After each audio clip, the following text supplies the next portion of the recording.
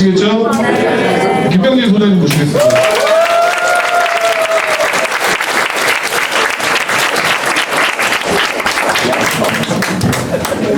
안녕하세요. 교육감사 김진입니다.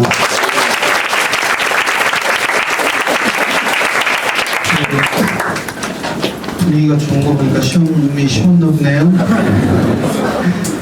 쉬워도 어려워도 보느라고 애 많이 썼어요.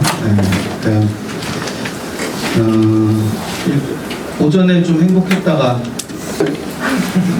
오후에 조금 뭔가 느낌 이상했죠? 네. 사탄본 친구들은 행복했는데 등급컷을 보니까 좀 그렇고요. 사탄본 친구들은 문제도 지랄 같았는데 등급컷도 좀 그랬죠? 뭐 그런 시험인 거죠. 뭐 수능이 아닌 게 다행이죠. 수능이 아닌 게 다행이죠. 수능은 어렵게 나오기를 많이 기도하세요. 진심으로. 어려워야 좋습니다. 어려워야. 어려우면 내가 하나 틀려도 별로 티가 안 나잖아. 그치. 그러니까 그 수능은 어려운 게 더 좋기 때문에 오늘부터 계속 기도 많이 하세요. 좀 어려우면 어려운 나름대로인데 쉬운 게 훨씬 더 배신감이 더 심해요.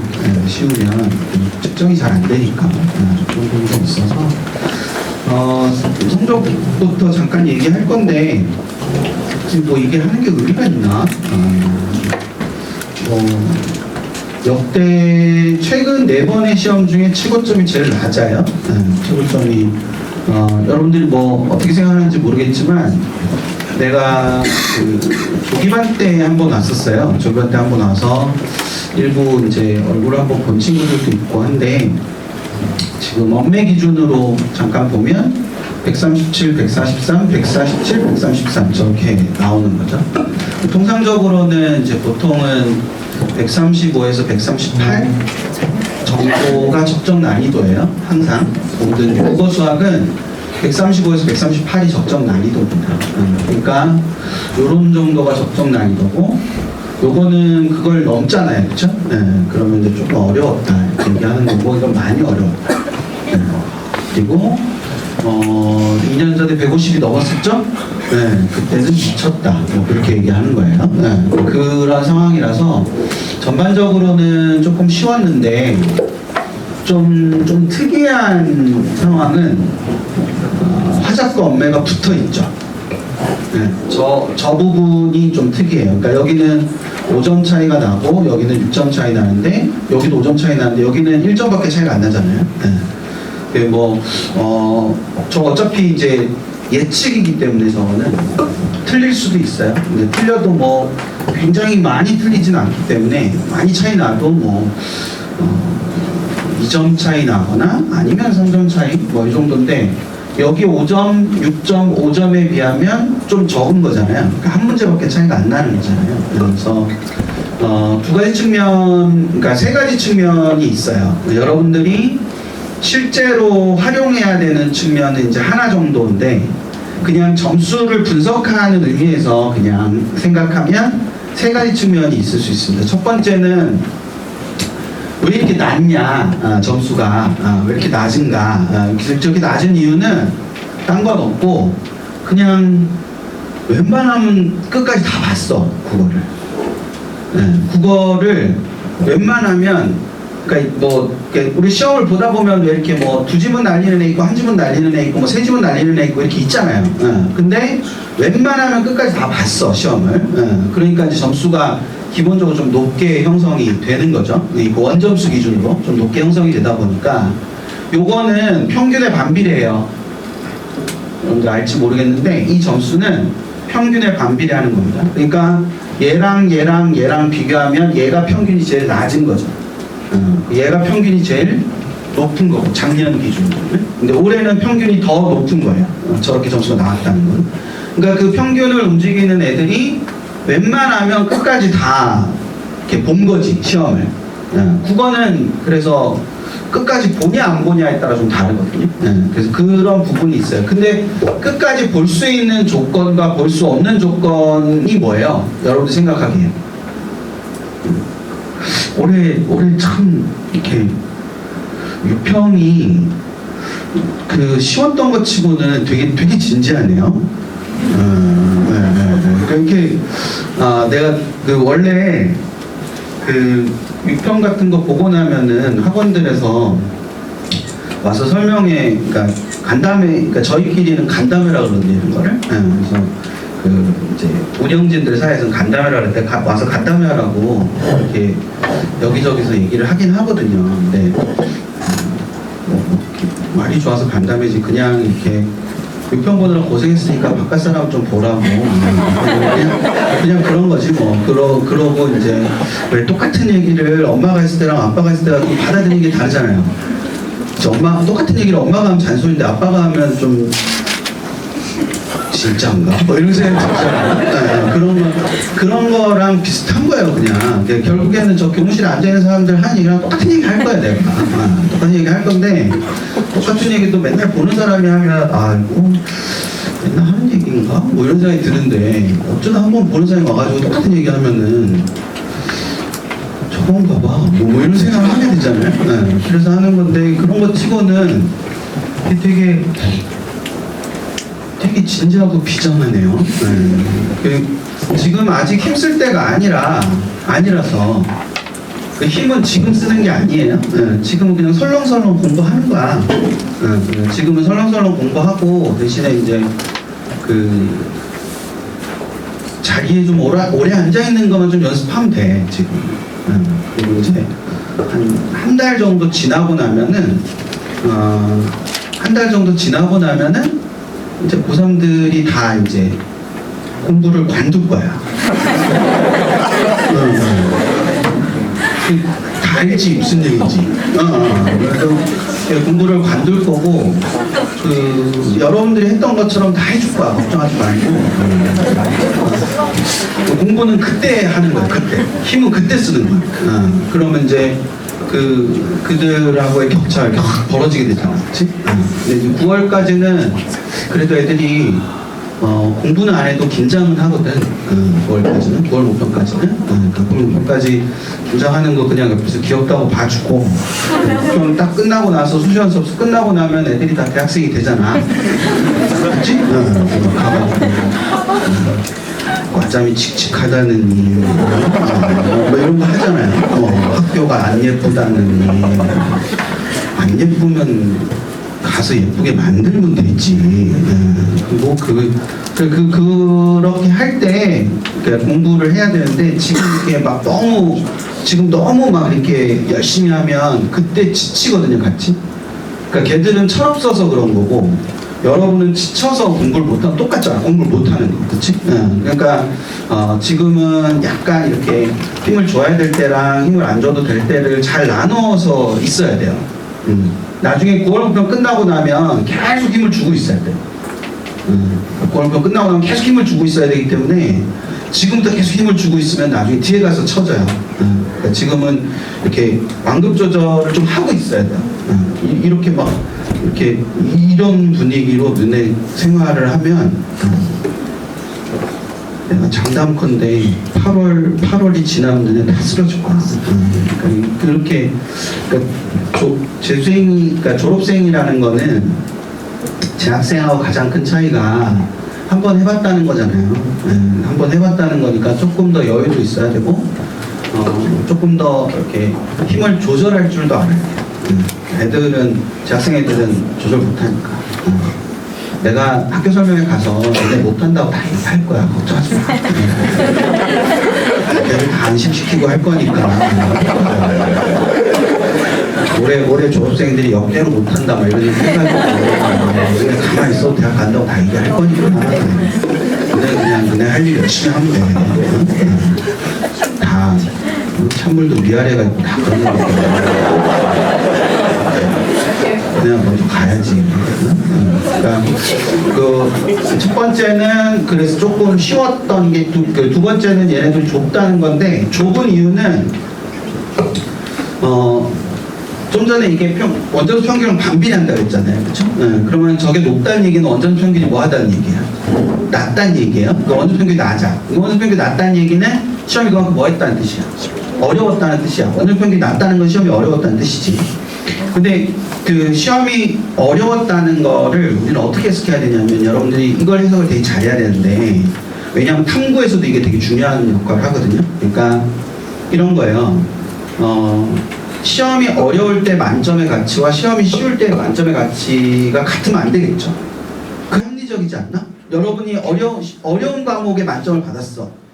근데 어떤 애가 쉬운 과목에 만점을 받았어. 근데 둘 다 원점수가 만점이라는 걸로 그냥 동일하게 취급을 받으면 여러분 되게 뭐 할 것 같아? 억울하지 않겠어, 그렇지? 그러니까 쉬운 거에 만점을 받은 친구들보다 어려운 거에 만점을 받은 친구의 가치를 더 높게 쳐주기 때문에 하작과 엄매를 놓고 보면 엄매와 하작에서 경쟁의 정도로 우리가 생각해 보면 어떤 게 경쟁의 정도가 더 치열하냐면 엄매가 더 치열해요. 그러니까 엄매의 만점의 가치를 하작의 만점의 가치보다 더 높게 쳐주는 거예요. 됐죠? 그러면 쟤네 둘이 저렇게 붙어 있다는 얘기는 하작의 가치는 높아지고 엄매의 가치는 낮아져야 두 개가 붙을 거 아니에요. 무슨 말인지 알겠죠? 그럼 역으로 말하면 하작은 어렵고 엄매는 쉬워서 저렇게 됐다 라고 생각할 수 있어요. 뭔지 됐어요?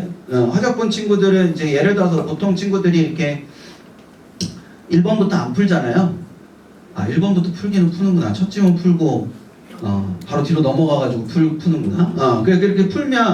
그렇게 풀면은 이제 화작을 본 친구들이 45번에서 조금 시간이 걸렸을 수 있거든요. 그러면 화작을 본 친구들이 45번 시간이 좀 걸리고 난 다음에 뒤에 걸 푸니까 막 시간이 촉박할 거 아니야. 그럼 화작의 가치가 조금 더 만점 가치가 조금 더 올라가는 거지. 근데 엄매는 그조차도 없었던 거지.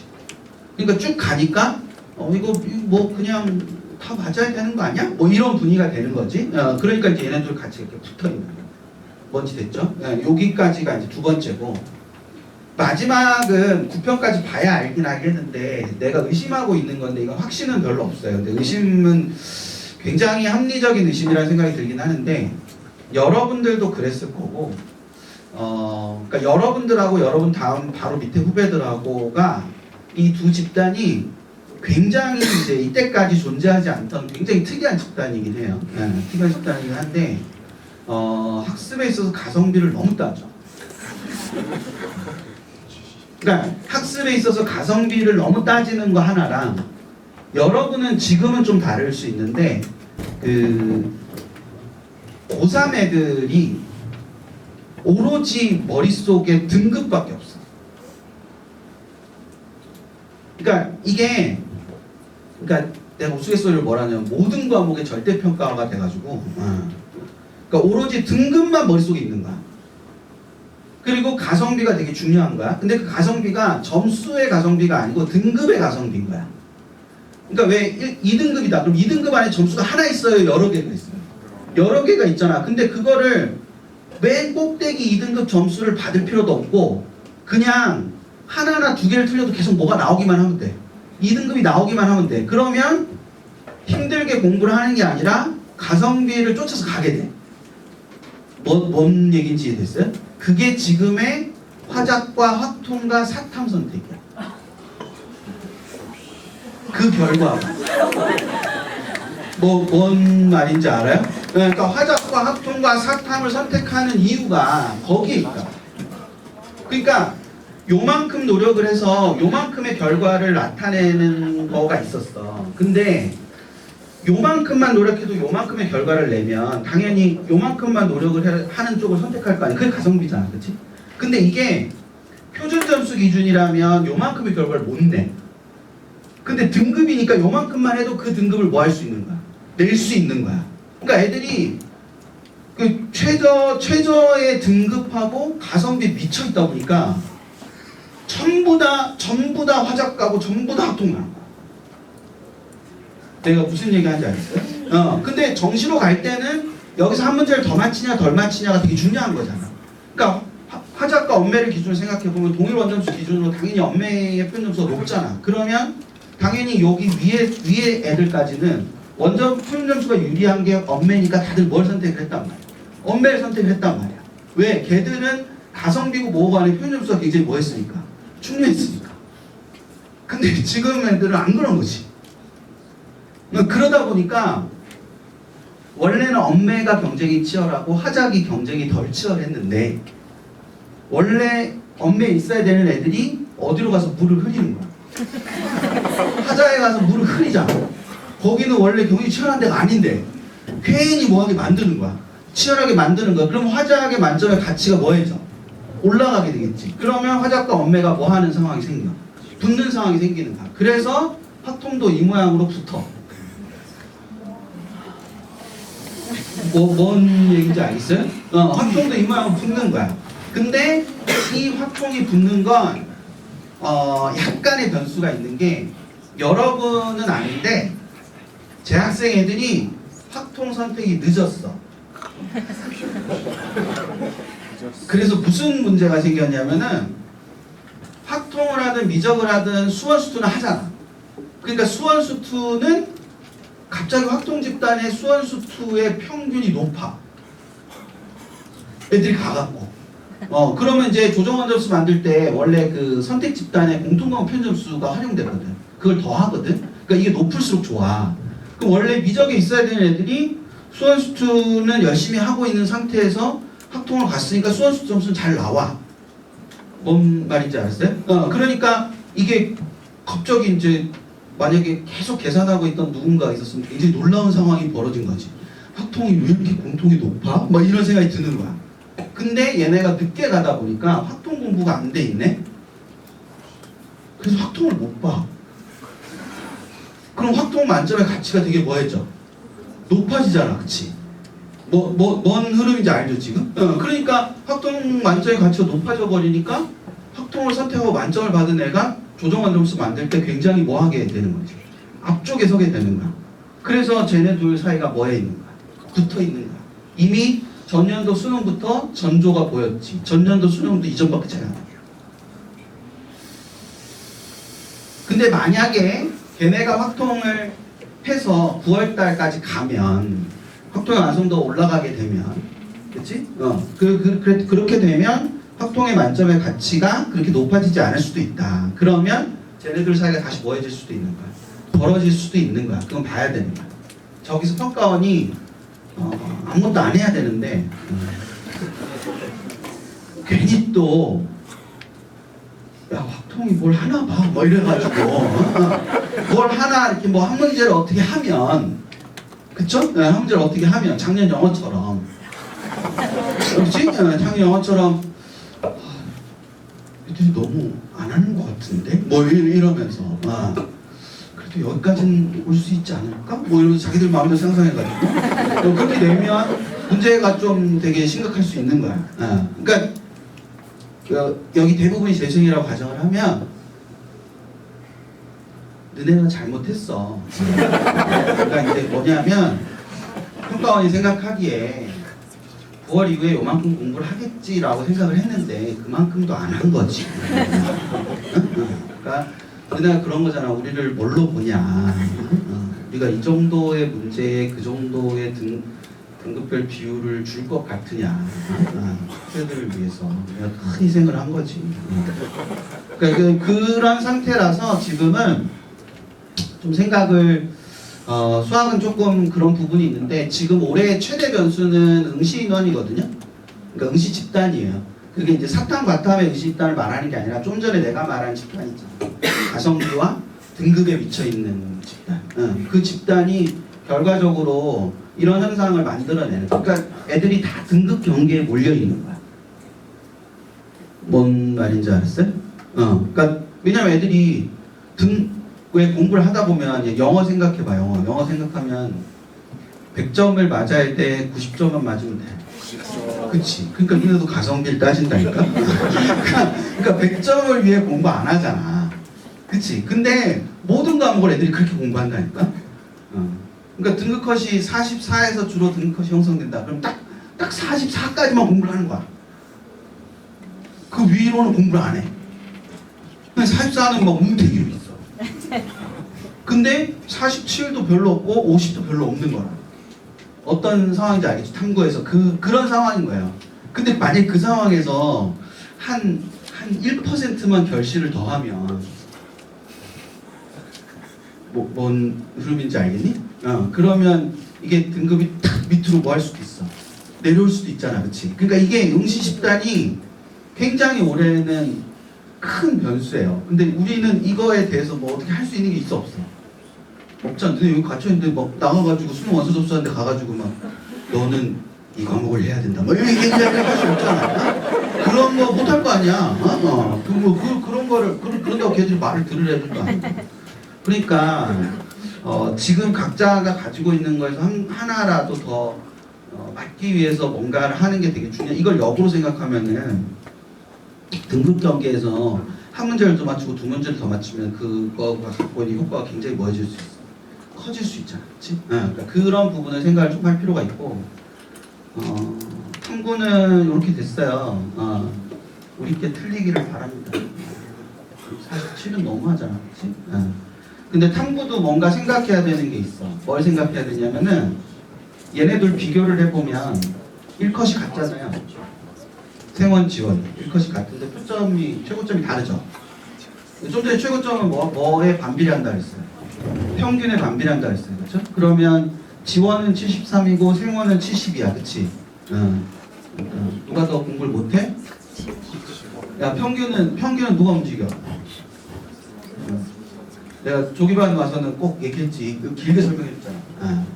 평균은 5등급이 움직여. 수능에서 가장 중요한. 가장 중요해서 누구와도 비율을 공유하지 않는.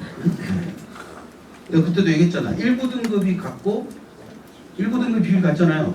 28 같고 37 같고 46 같은데 독보적인 20%가 있다. 걔네가 모든 걸 결정하는 거야. 하나 더 풀어볼까? 이러면 이제 완전 불수능이 되는 거죠. 근데 뭐 걔네가 앉아가지고 이번 생은 걸렸어. 이러면 이제 완전 불수능 되는 거고 그런 거야. 그러면 이게 생원하고 지원이 1등급은 지금 뭐 하는 상태인데 똑같은 상태인데 최고점이 얘가 더 높다는 얘기는 지원 5등급이 생원 5등급보다 허술하다. 뭔 얘기인지 알았어요? 근데 되게 재밌는 건 생윤사문도 똑같아. 생윤사문도 1등급 컷이 똑같잖아. 근데 생윤보다 사문이 더 최고점이 낮지. 그 얘기는 사문 1등급, 사문 5등급이 좀 더 똘똘하지. 뭔지 알았죠? 그러면 나는 저걸 보고 무슨 생각을 하냐면 원래 바탕을 써야 되는 애들이 다 사문에 가 있구나. 뭔지 알겠어요? 그러니까 왜냐하면 사문 가가지고 걔네는 점수 잘 받으려고 간 거잖아. 열심히 할 거 아니야. 걔네가 다 평균을 뭐 하고 있는 거 아니야? 계속 끌어올리고 있는 거지. 사문은 그래서 그 경쟁이 되게 치열하겠구나. 이런 생각을 하게 되는 거야. 뭔지 되시죠? 네. 그러면서 애들이 과탐에 막 이런 애들이 사실은 지원보다는 생원에 더 많이 남아 있는 거구나. 이런 생각이 드는 거지. 지원은 회색 분자고 이런 느낌이 드는 거야. 그러니까 그런 상황을 하나 생각해 볼 수 있고, 두 번째는 이거는 한번 논리적으로 생각해 보세요. 집단이 요만큼 있을 때 1등급하고 요만큼 있을 때 2등급하고 비교하면 당연히 숫자의 차이가 있겠죠. 1등급의 숫자. 뭔지 이해됐어요? 그러면 집단이 요만큼 있을 때보다 요만큼 있을 때 1등급이 훨씬 적죠. 그러면 등급컷이 어떻게 돼야 돼요? 원점수성 등급컷이, 그러니까 이만큼 집단에서 1등급하고 이렇게 줄었을 때 2등급하고 원점수 등급컷이 어떻게 돼야 돼요? 위로 올라가야 될 거 아니야, 그렇지? 그러니까 얘네가 올라가서 44라는 거잖아. 지금 무슨 말인지 알아요? 그러니까 탐구 1컷이 44야. 그러면 그거는 어렵지도 않고 쉽지도 않은 시험이야, 그냥 적당한 난이도의 그냥 그런 시험이에요. 근데 저게 인원이 지금 줄어있는 상태에서 뭐 한 거라는 거야. 줄어있는 상태에서 44이기 때문에 원래 예전의 집단이라면 41이나 42 정도가 1컷인 시험이에요. 그럼 41이나 42가 1컷인 시험이면 꽤 많이 뭐한 시험이에요. 어려운 시험인 거잖아요. 그렇죠? 그러니까 여러분들이 과탐 지금 하고 있는 친구들 중에 39점 후반이나 39, 40, 41, 42 요 정도 받은 친구들이 내가 과탐이 완전히 망했다 이런 생각 안 했으면 좋겠다. 나름대로 가치 있는 점수를 받은 거야. 뭔 말인지 알았어요? 그러니까 그렇기 때문에 그 부분에서 내가 앞으로도 뭘 할 건가에 집중을 해야지. 내가 과탐을 해서는 안 되는 건가? 이런 생각으로 이어지지 않았으면 좋겠다. 그러니까 저거 되게 어려운 시험이었던 거야. 근데 사탐을 생각해보면 사탐은 뒤집어 생각해야 되잖아. 이만큼 있던 집단이 이만큼 느는 거잖아. 그렇지? 그럼 등급이 뭐 해야 돼? 내려와야 되잖아. 근데 47이잖아. 내려와 47인 거잖아. 그러니까 저거는 예년 집단이면 50이야. 50. 그러니까 이게 집단이 늘어나면서 그러니까 우리가 생각하면 전체적인 집단이 늘어났으니까 1등급을 따는 것도 더 뭐 해줘야 돼? 쉬워져야 됨에도 불구하고 저게 등급컷 자체가 굉장히 뭐하게 형성이 된다고, 높게 형성이 된다고. 그러니까 이게 한 문제를 틀렸을 때의 나타나는 효과가 굉장히 클 수 있는 거지. 그러니까 사탐을 한 과목이라도 끼고 있는 친구들은 그래서 정말 주의를 많이 둬야 돼요, 진짜. 그래서 그 부분을 생각을 좀 많이 하고, 그래서 이거는 50이 일컷인 시험이고 라고 생각을 하고 내가 하나를 틀렸다고 생각을 하면 사실은 이등급이 나오지 않는 거라고 생각을 해야 되는 게 맞는 시험이다. 그 부분을 좀 염두에도 생각을 해뒀으면 좋겠고요. 지금의 현재의 사과탐은 탐구는 내가 그냥 판단하기에는 지금 현재의 사과탐은 1, 2등급이 너무 박이 터져요. 그거는 사탐, 과탐 다 마찬가지. 그러니까 뭐냐면 과탐의 1, 2등급은 사탐으로 갈 생각을 잘 안 해요. 그리고 과탐 1, 2등급은 왜냐면 이때까지 해온 게 아깝기 때문에 과탐 1, 2등급은 그리고 또 묘한 자존심이 있어가지고 내가 여기 남아서 내가 1, 2등급이라는 걸 증명하고 싶어요. 그래서 계속 남아있는 거거든. 그래서 되게 열심히 할 거야. 근데 그게 나만 그런 게 아니라 내 옆에 1, 2등급은 다 똑같은 생각을 하고 있는 거야. 그러니까 되게 박 터지는 거지. 어떤 흐름인지 알겠죠. 근데 사탐의 1, 2등급은 이게 잘 생각해보면 과탐 7, 8, 9는 안 가잖아. 냉정하게. 그러니까 그 가는 것 행위 자체가 귀찮잖아. 7, 8, 9. 그러니까 그냥 7, 8, 9 있는 거잖아. 과탐 7, 8, 9 그냥 있어. 과탐 6은 고민만 하다 못 가. 그게 6의 현실이야. 그리고 5 절반과 4와 3이 적극적으로 가거든. 뭔지 알았어요? 그럼 얘는 가갖고 사탐 가가지고 뭐 하려고 해? 1, 2등급 하려고 가는 거 아니야. 그러니까 1, 2등급 방이 터지는 거지. 뭔지 알겠지? 그러면 그 3, 4, 5 절반이 사라진 과탐의 세계는 어떻게 되냐? 누군가는 3, 4, 5를 해야 될 거 아니야. 그렇지 않나? 3, 4, 5 다 빠졌으니까 누군가는 3, 4, 5를 해야 되는데 그럼 2가 내려가 3을 할 수도 있지만 6이 올라와서 4를 할 수도 있잖아. 뭔 말인지 알았어요? 그래서 과탐의 지금 현재 3 후반, 4 초반이 정말 위험해. 왜냐하면 내가 공부한 게 효과가 있는 게 아니야. 그냥 애들이 사라져서 내가 그냥 공부하는 거야. 근데 6을 맞던 친구가 갑자기 4를 맞으니까 됐다 이런 생각이 들잖아. 그래서 공부를 놓으면 안 된다. 뭔 말인지 알아요? 그러니까 내가 내일 재학생 학교 설명을 가는데 거기서 얘기를 안 할 거야. 그냥 4등급 맞았다 그러면 오우. 근데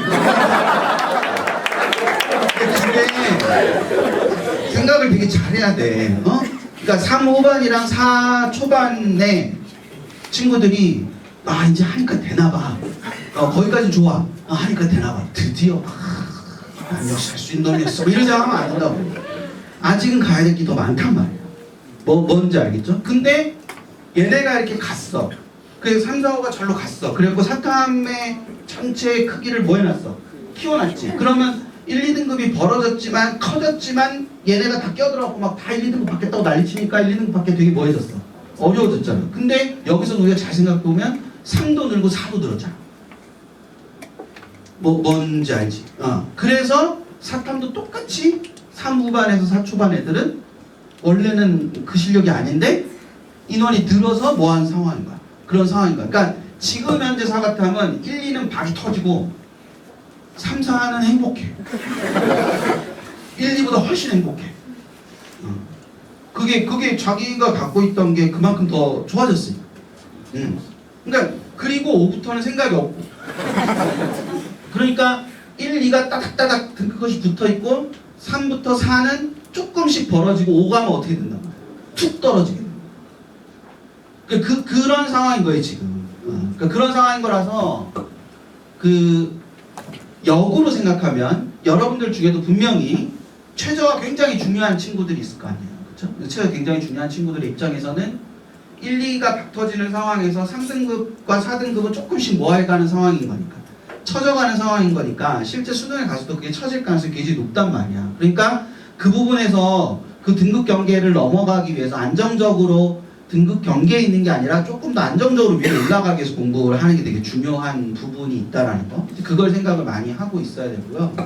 그리고 그렇게 등급 경계, 특히 등급 경계에서 이거를 굉장히 열심히, 그러니까 이거에 굉장히 많은 애들이 매몰돼 있기 때문에 저 부분에서 1, 2등급 지금 받고 있는 친구들은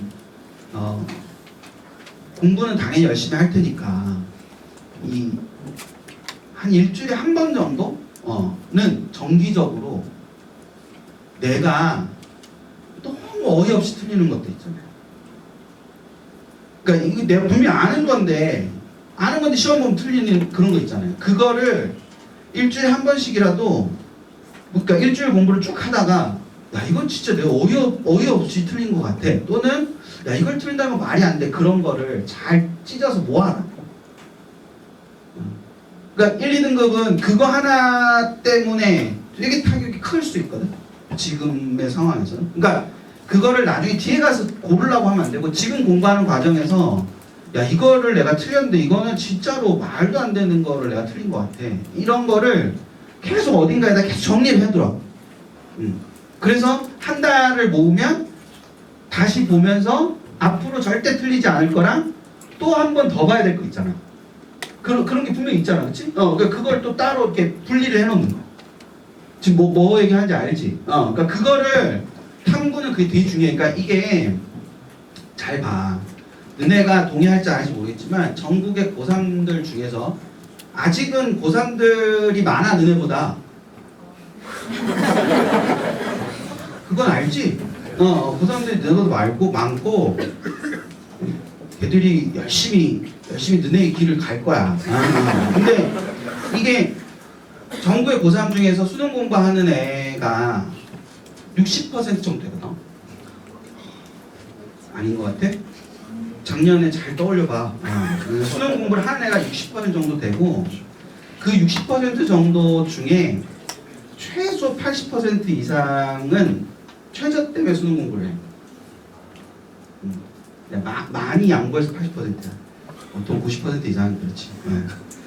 그 최저 때문에 수능 공부를 하는데 최저 때문에 수능 공부하는 애들의 95% 이상은 두 개 합에 도전. 그리고 그 두 개 합에 도전하는 애들의 탐구는 상위 한 과목이야.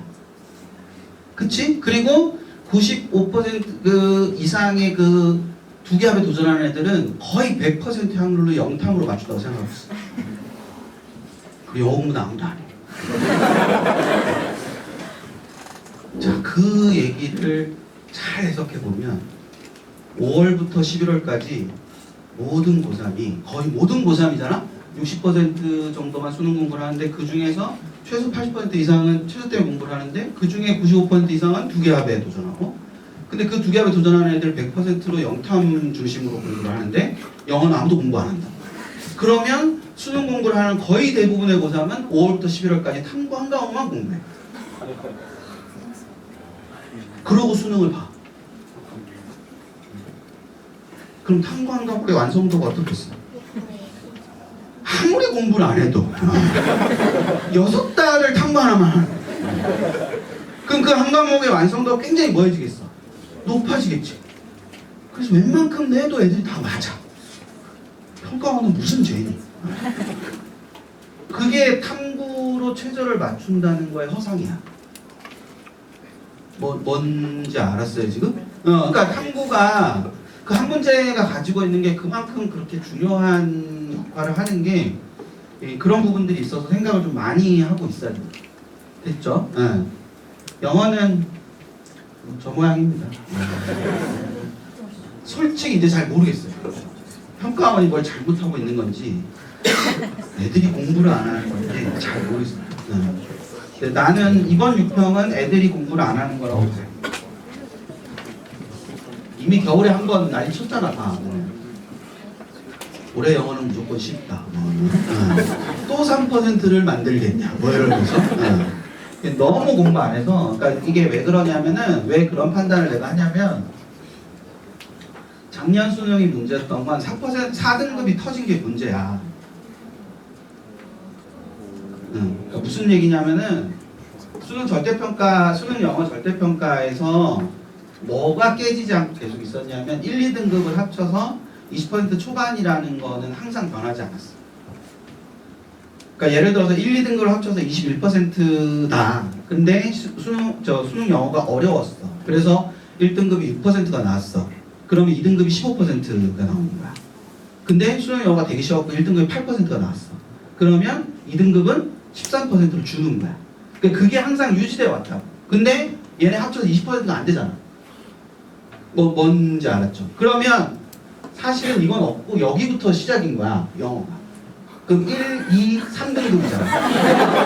1, 2, 3등급이면 2등급하고 3등급의 인원이 20%가 넘으면서 애들이 많잖아. 그치? 지금도 2등급하고 3등급을 놓고 보면 그럼 4등급에서 탁 떨어져야 되는 거잖아. 비율 자체가. 근데 여기는 이 앞에가 1등급이 있으니까 3% 이상한 애들이 있으니까. 얘가 5등급이잖아, 5등급. 그러니까 4등급에서 안 떨어지고 5등급에서 떨어지잖아. 그러니까 저 문제를 잘못 낸 거란 말이야. 원래 비율 자체가 이렇게 3등급까지 올라가다가 4등급에서 툭 떨어지는 게 원래 이때까지의 영어의 기본적인 출제였는데, 작년에는 이게 여기까지 쭉 올라가다가 여기서 툭 안 떨어지고 약간 떨어졌다가 툭 떨어지는 거잖아요. 그러니까 이건 출제가 잘못된 건데, 올해 6평은 4등급에서 정상적으로 뭐 하고 있어? 떨어지고 있잖아. 그럼 저건 전체적으로 하향 평준화밖에는 얘기할 게 없어. 그런 패턴입니다. 그러니까 그런 구조라서 저게 영어가 이게 문제가 있나? 이렇게 얘기하기 좀 그런 것 같은데, 영어생들이 워낙 영어생들을 아예 안 만나니? 영어생들이 수업을 까셨는데 너네가 안 듣니? 선택이니까 안 들을 거 아니야. 그치? 선생님들이 이런 때까지 좋은 이유가 다 있구나. 다 애들한테 스트레스를 안 받다 보니까 그냥 다들 행복해 보이더라고요. 왜 그런가 했더니, 그러니까 영어를 정말 부탁인데 영어를 좀 하세요. 그리고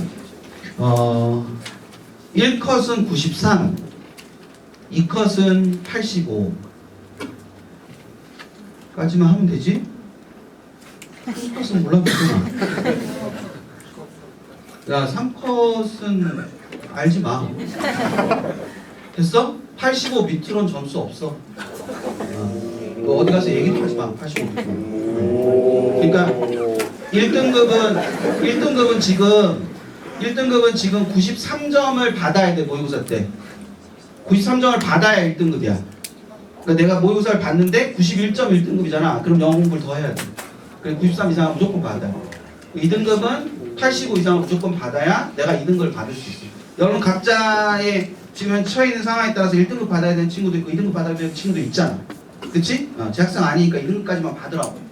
그러니까 그렇게 생각을 하고 앞으로 모든 모의고사에 볼 때 내가 점수를 했는데 그게 뭐 어느 모의고사든 간에 어렵든 뭐든 간에 내가 1등급은 93이고 2등급은 85다. 그게 아니면 공부를 더 한다. 라고 생각을 하고 있으라고. 그렇게 생각을 하고,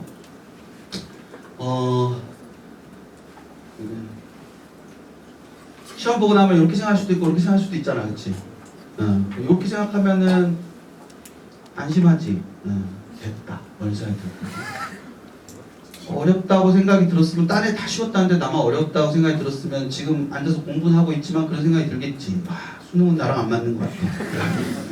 그래서 오로지 수시로만 모든 걸 해야 되겠다고 생각을 해서 원서를 이따구로 쓰거든. 비전을 잠깐 써요. 근데 내가 저기다 최악편이라고 썼는데 최악편 이게 최악인 게 아니야 이럴 수 있어. 지금 마음 이럴 수 있어. 충분히 이럴 수 있어. 동의해. 근데 저 교무실에 가서 앉아가지고 선생님들이랑 몇 번만 얘기하면 근데 다 변할 거야. 다 변할 건데 뭐가 최악이냐면은 요런 상황이든의 공통점이 뭐냐면 둘 다 공부를 안 한다는 거지. 얘는 됐잖아. 그치? 그게 뭐 최저든 뭐든 된 거잖아. 그러니까 공부를 할 이유가 없지. 얘는 해도 안 되잖아. 그러니까 안 하지. 그러니까 이게 최악이 뭐냐면 저렇게 해서 공부를 안 하는 게 최악인 거예요. 됐죠? 그거 하나고. 자, 두 번째, 탐구를 어떻게 할 거냐. 내가 본 대부분의 애들은 수능 전날도 탐구를 어째 써야 되나를 고민해. 이미 바꿀 수 없음에도 불구하고 그때 바꿨어야 하나? 뭐 이런 생각을 하지. 그 아무짝에 쓸모없는 그런 생각을 할 수 있지. 사람이니까. 그치? 근데 지금 6평이 끝나고 내가 탐구를 어떻게 해야 되냐라고 생각할 수 있는데 경우는 둘 중에 하나밖에 없잖아. 바꾸든지 안 바꾸든지. 그치? 근데 좀 이렇게 냉정하게 생각을 해봐. 나는 어느 경우인지 바꾸려고 하는데 어떻게 하세요라고 담임한테 가서 묻는 사람인지 노력한 만큼이라도 점수 나오면 좋겠는데 어떻게 하면 좋을까요? 이렇게 묻는 사람인지. 내가 두 종류 사람밖에 없어. 그러니까 지금 탐구 때문에 고민하고 있는 친구들이 있다면 나는 어느 쪽인지 생각해보라고. 담임한테 가서 상의를 할 때 선생님 제가 탐구를 이번에 바꾸려고 하는데 선생님은 어떻게 생각하세요? 이렇게 묻는 사람인 건지 진짜 이거 노력을 많이 했는데 내가 노력한 만큼이라도 나왔으면 좋겠어요 선생님 이러면서 하소연하는 사람일지를 생각을 해보라고. 응? 그럼 만약에 예를 들어서 선생님 제가 탐구를 바꾸고 싶은데 어떻게 생각하세요? 라고 묻는 애는 담임의 의견을 묻는 거니 통보하는 거야? 뭐라고 생각해? 통보하는 거지. 야, 내가 옛날에 자수반 담임 처음 할 때, 나도 재수반 담임 했었거든. 재수반 담임 처음 할 때, 난 뭐 아무것도 몰라가지고, 어떤 애가 와가지고, 선생님 제가 다음 달부터 혼자 해볼까 하는데, 선생님 생각은 어떠세요? 이렇게 물어보는 거야. 나는 이제, 진짜 내 생각을 묻는 줄 알고. 막 얘기를 했지. 혼자 했을 때의 단점과, 근데 너무 이렇게 몰아붙이면 안 되니까, 이런 장점도 있을 수 있어. 얘기를 했어요. 그렇게 1년을 지나고 난 내가 깨달은 게 있어. 걔는 내 의견을 들으러 온 게 아니야. 단지 통보를 하는 거지. 대신 하나가 더 있지. 근데 네가 축복해줬으면 좋겠어. 내가 나가서 혼자 하려고 하는데 근데 네가 악담을 퍼붓지 않고 그래도 너 나오면 잘할 거야. 뭐 이런 얘기라도 해줬으면 좋겠다. 뭐 그런 거잖아요. 그러니까 마찬가지로 내가 선생님 제가 바꿀까 생각을 하는데 어떠세요? 내가 안 바꾸라 그러면 안 바꿀 거야? 아니잖아.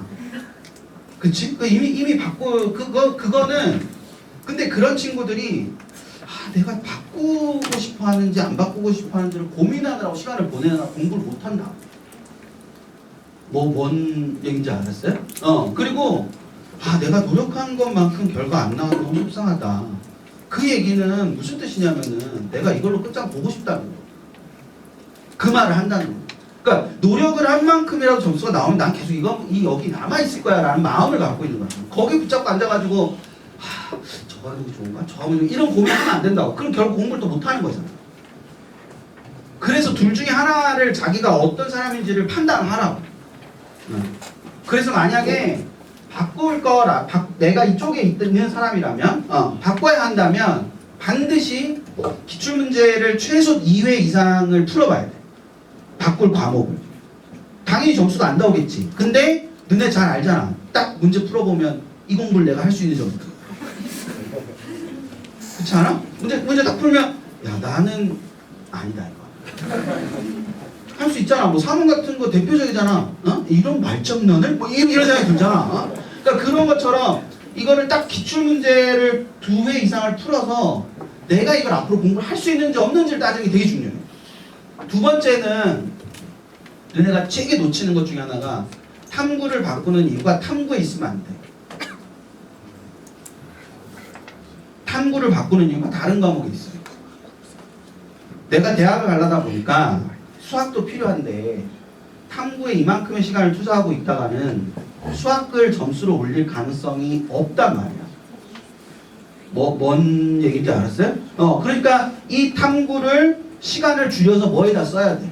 수학에 쓰기 위해서 이 탐구를 바꾸는 거야. 뭔지 알았죠? 그냥 이 탐구를 잘 받기 위해서 가는 건 후회 막심이야. 장담할게.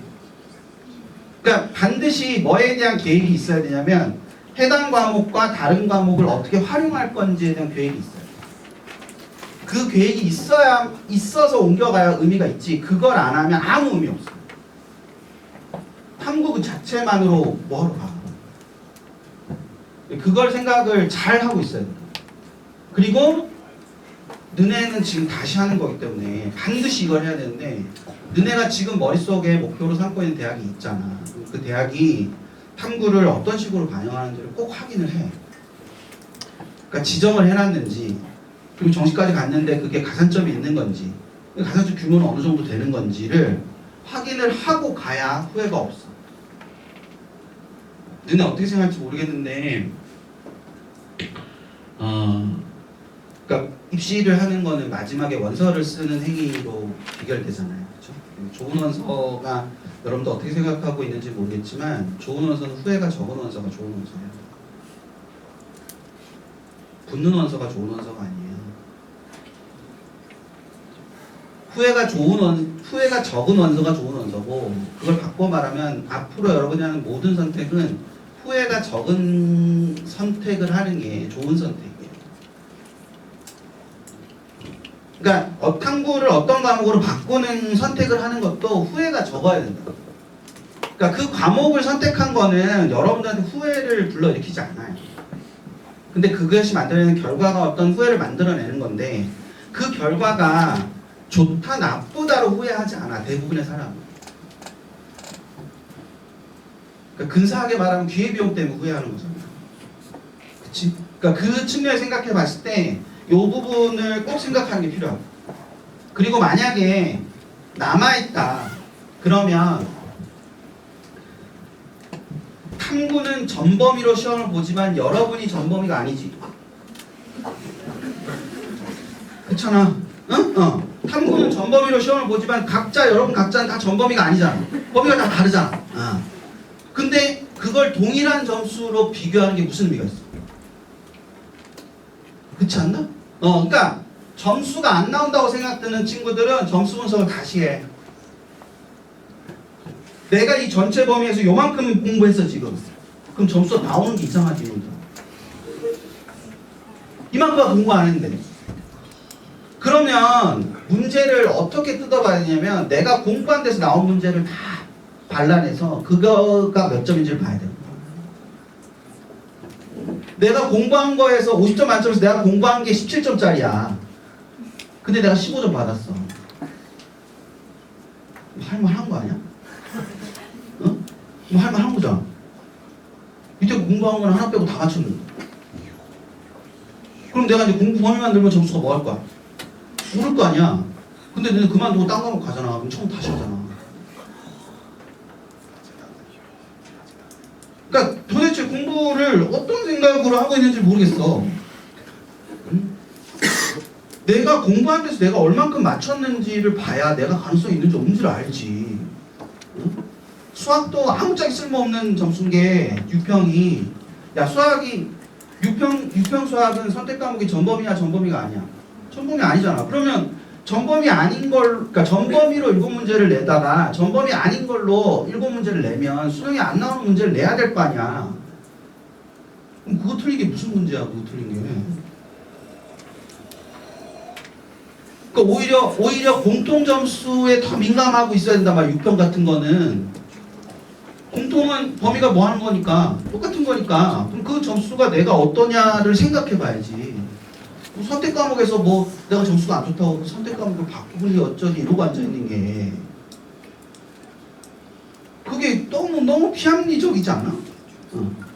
그러니까 그거를 생각해서 이 점수를 잘 분석을 하는 게 첫 번째고, 두 번째는 지금은 조금 빠를 수도 있는데 오늘의 분위기를 봐서는 9편 끝나고 내가 못 올 것 같거든.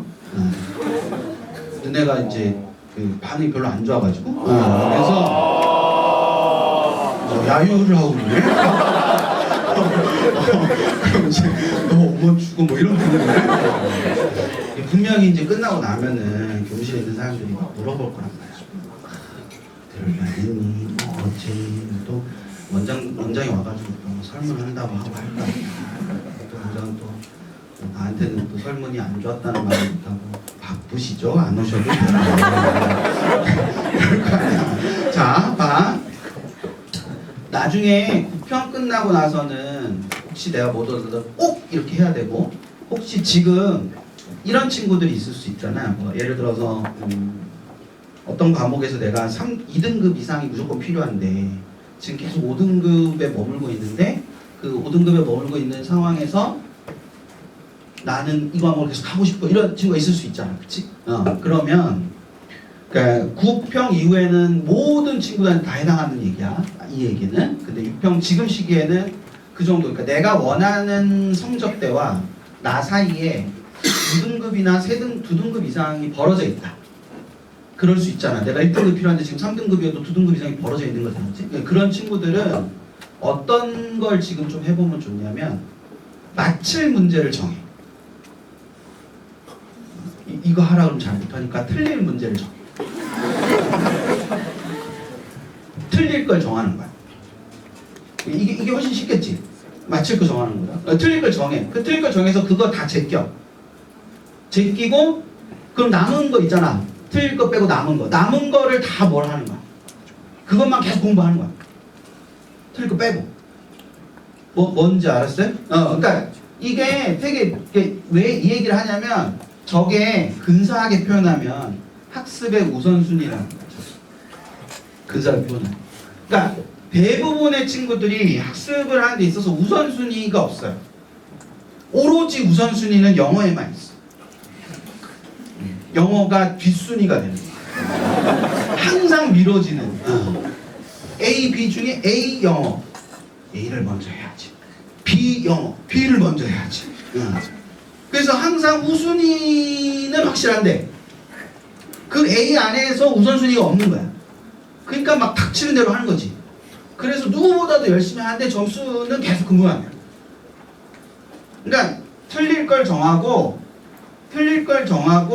남는 부분을 열심히 하는 게 되게 중요해. 그게 수능을 잘하는 거야. 저게 되잖아? 저걸 너네가 공부할 때 이걸 하잖아. 그럼 수능날 어떤 장점이 생기냐면, 모르는 문제 나오면 잘 넘겨. 이 공부를 이렇게 하면 모르는 문제 나오면 괜히 자존심 싸움 안 해. 문제야. 어려운데? 싹 넘어가. 근데 이게 안 돼 있잖아? 그럼 내가 이걸 틀다니. 이걸 못 풀다니. 말도 안 되고. 요즘은 좀 적긴 한데, 예전에 막 수학 가형 나형 이럴 때 가형 푸는 놈들 중에, 가형 이과 수학이었거든요. 가형 푸는 놈들 중에 그런 놈들이 있었거든요. 첫 쪽은 손대지 않고 푼다. 뭐 이런 놈도 있었거든요. 앉아가지고 활짝 끼우고 앉아가지고 상이과 이러고 앉았어. 나 이과다 이랬지. 이과가 수학을 1쪽을 손을 대고 풀자. 이러고 있는 거지. 그런 놈 시험장 가가지고 만약에 3번 풀다가 손을 대야 되는 순간이 오면 걔는 망하는 거야. 이미 자존심 상했고 문제랑 싸우기 시작했고 문제 안 풀리고, 근데 못 풀면 못 넘어가겠고 계속 붙잡고 앉아서 다 풀고 나면 쾌감은 있지. 근데 3번까지 풀었는데 시간은 30분 남아. 뭐 이러는 거야. 그러니까 그런 상황까지 가지 않으려면은 지금 공부를 이렇게 하는 게 되게 중요하다. 그래서 내가 그 다음에 이거 적어온 것도 우선순위를 잘 찾으라고 한 거야. 그러니까 공부를 1, 2번이 우선순위에 있는 거야. 1, 2번이 우선순위에 있는 거고, 저 1, 2번이 이제는 등장하지 않을 때 정도까지는 공부를 계속 해야 돼. 그러고 나면 이제 아이고 애니메이션 그래 이런 거를 좀 봐야 돼. 다음에 나오면 못 맞힐 것 같은 문항을 보는 거. 저거 먼저 하는 게 아니고 저 1, 2번을 먼저 하는 거야. 1, 2번을 1, 2번을 먼저 해서 그러니까 틀려도 풀어서 틀린 애들을 해야 되고 그리고 당연히 공부의 우선순위는 내가 길게 드려야 되는 거랑 짧게 드려야 되는 거 있으면 당연히 뭐부터 해야 돼? 짧게 드려야 되는 것부터 해야 돼. 폼은 길게 드리는 게 나아.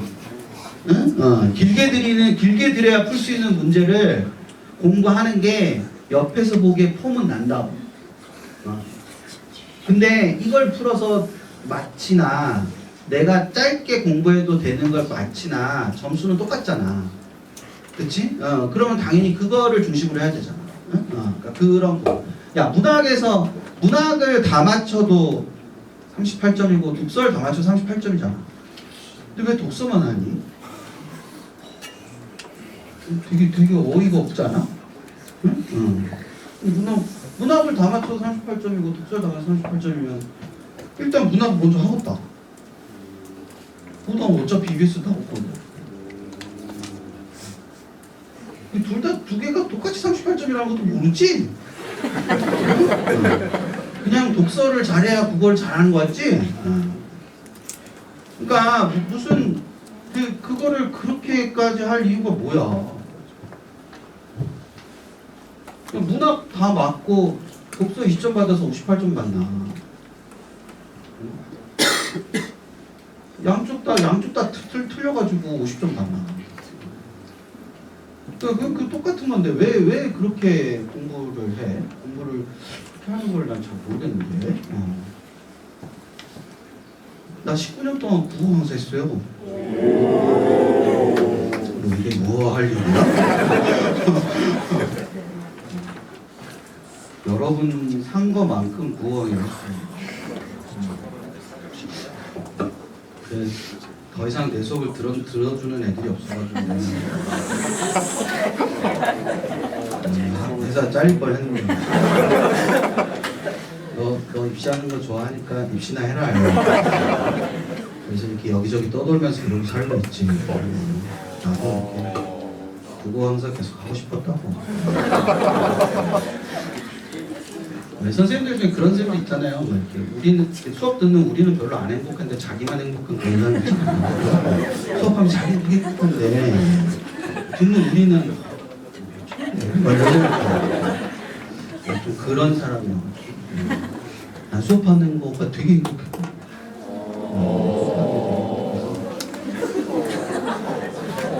왜 비웃는 거 같지? 됐어요. 다 됐고 세 가지만 부탁할게요. 첫째, OMR 원칙. 마구잡이로 하지 마세요. OMR 마킹 원칙을 빨리 세우세요.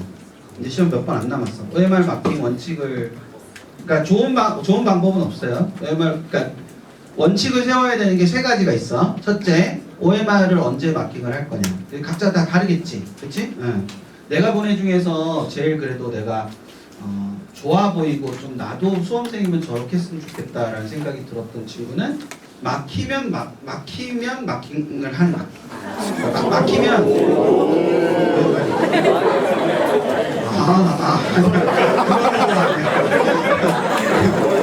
그 아이가 그대로 했던 표현이야. 그러니까 OMR 마킹을 이제 풀다가 막힐 때 딱 하는 거야. 그러면 그 이전까지 풀었던 걸 하는 거야. 근데 갑자기 이걸 하면 다 꼬이거든.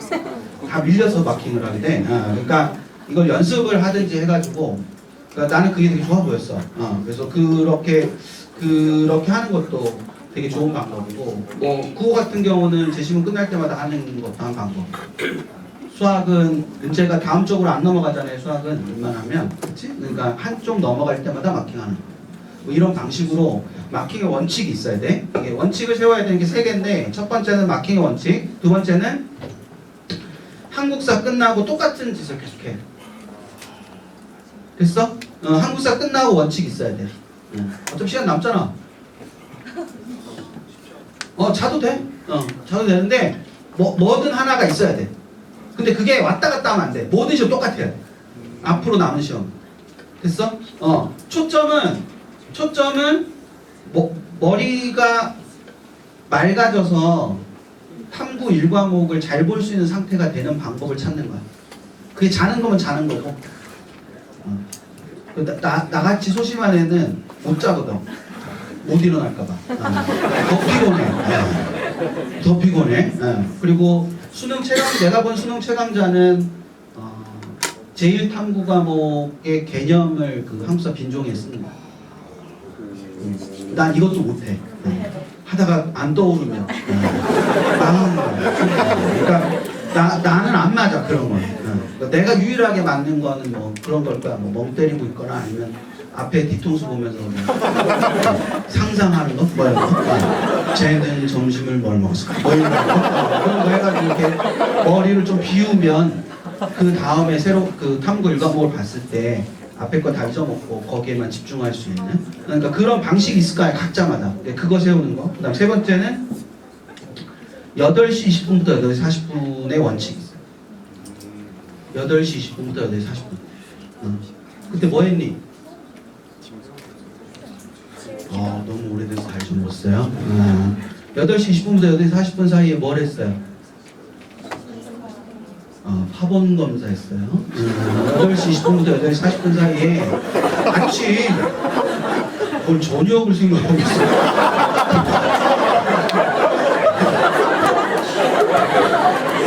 내가 저녁 8시 20분에 뭘 하는 거야?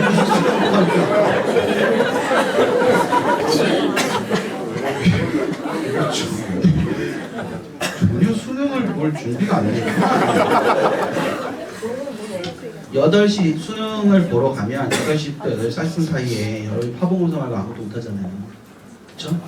국어의 1교시 핵심은 누가 빨리 집중력을 끌어올리고 그 끌어올린 집중력을 누가 오래 지속하느냐에 있어.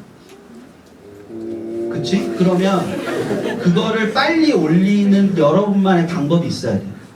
그걸 8시 10분에서 8시 40분 사이에 찾아야 된다고. 책 없이.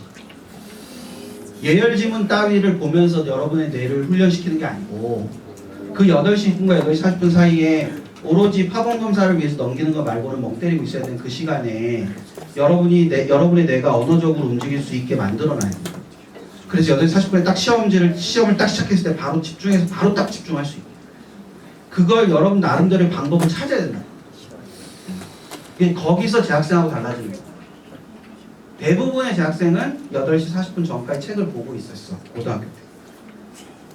고등학교 모의고사 볼 때 8시 40분 전까지 책을 계속 보고 있고. 그러니까 당연히 예열주문을 갖고 가서 8시 반부터 본다고 생각했겠지. 8시 20분에 선생님이 와가지고 가방을 내. 그럼 처음부터 꼬인 거 아니야? 예열주문 못 봤어. 어떡해? 뭐 어떻게 그냥 보면 되지. 시험 보면 되잖아. 근데 예열지문을 못 봐서 루틴이 깨졌다는 이상한 이유를 대면서 시험을 못 볼 자신을 정당화하지. 그래서 시험을 못 보는 거야. 그러니까 8시 20분부터 8시 40분 사이에 여러분의 뇌가 가장 잘 움직일 수 있는 상태를 만들어야 돼. 그러니까 수능 날 아침에 몇 시에 일어나는 게 좋아요? 그런 질문이 참 한심한 게 수능 날 아침에 몇 시에 일어나야 되냐? 8시 40분에 내 뇌가 언어적으로 활동하기 위해서 나한테 몇 시간이 필요한지 알아야지. 그래서 3시간이 필요하면 5시 반에 일어나. 수능은 그렇게 해서 보는 거야. 그날 하루로 모든 게 결정되는 비정한 게 아니고 너네가 매일매일을 그렇게 수능이라고 생각하고 긴장하면서 존재해서 그래서 수능날 그게 굉장히 자연스럽게 나올 수 있게 하는 게 수능을 준비하는 거예요. 공부를 하는 건 당연히 하는 거고 수능 공부를 열심히 해야 된다처럼 쓸모없는 말이 있어. 너네한테 남은 게 수능밖에 없는데 그럼 여기 처박혀가지고 하는 게 수능 공부지. 무슨 공부를 열심히 해? 당연히 하는 거지 그거는. 그건 당연히 하는 건데 너네의 그 공부한 거를 점수로 만들기 위해서는 다른 여러 가지 장치가 필요하다. 너네의 몸이 수능에 가장 잘 맞게 그렇게 만들어서 그걸 점수로 만들어 내는 거예요. 그런 아주 작은 것들이 다 모여서 진짜 진짜 아무것도 아닌 것 같지만 그런 게 하나씩 다 모여가지고 점수가 되는 거예요. 그러니까 공부만 허덕허덕하면 이런 걸 고민할 시간이 없잖아요. 그렇죠? 그러니까 내가 졸업생은 여유가 있어야 된다고 얘기한 게 이런 걸 고민하는 시간이 있어야 돼요. 내가 수능장에 가서 이런 일이 벌어지면 어떻게 할 거냐. 왜? 작년에 경험해봤잖아. 이런 일이 생길 때 나는 어떻게 할 거냐. 그걸 시험장 가면서 떠올리지 말고 미리 떠올려서 거기에 대한 대비책을 다 만들어 놓으라고. 시험을 너네가 장악하고 있어야 된다고. 시험에 의해서 끌려다니는 게 아니다. 나는 학력고사를 2번이나 봤어요. 딱 봐도 학력고사 본 사람처럼 보이지. 학력고사를 2번이나 봤는데 내가 대학교 2학년 때부터 수업했거든요. 군대 갔다 와서 대학교 2학년 겨울부터 수업을 했는데 수업을 딱 하려고 했더니 수능으로 바뀌어 있죠. 그러니까 나는 학력고사를 2번이나 시험을 봤는데 학력고사를 빠삭하게 알고 있었을 거 아니야. 아니 점수를 잘 받는 거하고 아는 거하고 다르잖아. 근데 그런 경험 하지 않아. 뭐 이런 게 나올 것 같잖아, 그렇지? 내가 그걸 풀 것 같진 않지만 나올 것 같잖아. 그러니까 내 점수와 상관없이 시험이 쉬울 수도 있고 뭐 그럴 수 있는 거 아니야. 원래 공부를 하다 보면 그런 거야. 그러니까 학력고사를 빠삭히 다 알고 있는데 학원에서 어떻게 하다가 내가 수업을 하게 됐는데 내가 수업하는 대상이 수능이야. 수능 2년 차였거든. 내가 95년, 수능 3년 차였구나. 95년에 또 수업을 했어. 그러니까 이렇게 수능 수업을 하는데 내가 수능 수업을 이렇게 하고 이제 나왔는데 지금의 나보다 조금 젊은 나이의 어떤 선생님, 내가 그때는 되게 막 철없어가지고 저런 늙은이 막 이렇게 소리를 치고 그런 선생님이 나를 이렇게 불러가지고 야 너는 젊은 놈이 이렇게 공부를 안 하고 수업을 해? 엄청 뭐라 그랬어요. 그래서 나한테 이렇게 책을 하나 던져줬는데 그 책이 뭐 여러분 잘 모르겠지만 수능 처음 할 때 수능이 되게 혁신적인 시험이어가지고 7차에 걸쳐서 실험평가라는 걸 봤어요. 그러니까 7번 본 거지 모의고사. 그 걔들을 대상으로. 그래서 그 출제위원장이 이제 그 실험평가를 모아놓은 책을 나한테 준 거야. 그래서 그걸 머릿말 딱 봤는데 머릿말이 그 출제위원장이지 그 사람이 수능은 최초로 학생과 시험지가 대화하는 시험 될 거야. 그래서 내가 책을 딱 덮으면서 하여간 교수들은 현실을 몰라요. 그래서 이제 그 책을 그 어딘가 이렇게 꽂아놨지. 근데 이제 그래도 그때까지는 좀 그래도 애가 착해가지고 그 선생님한테 바로 드리지는 않고 그리고 어디다 버리지도 않고 잘 이렇게 가방에 잘 넣어가지고 본 것처럼. 그래서 한 달 정도 지나고 난 다음에 선생님이 야 책 다 봤으면 줘야지. 그래서 야 잘 봤습니다. 그러고도 계속 정신없이 수업을 하다가 한 2년 정도 지나서 처음으로 이제 깨달았지. 그 말이 무슨 말인지. 수능은 학생과 시험자 대하는 시험 발표다 라는 말이 무슨 말이지. 그러니까 이게 뭐냐면 자 국어로 얘기를 해줄게. 국어는 학력고사 국어는 소설이 나오면 누구의 무슨 작품인지가 없어.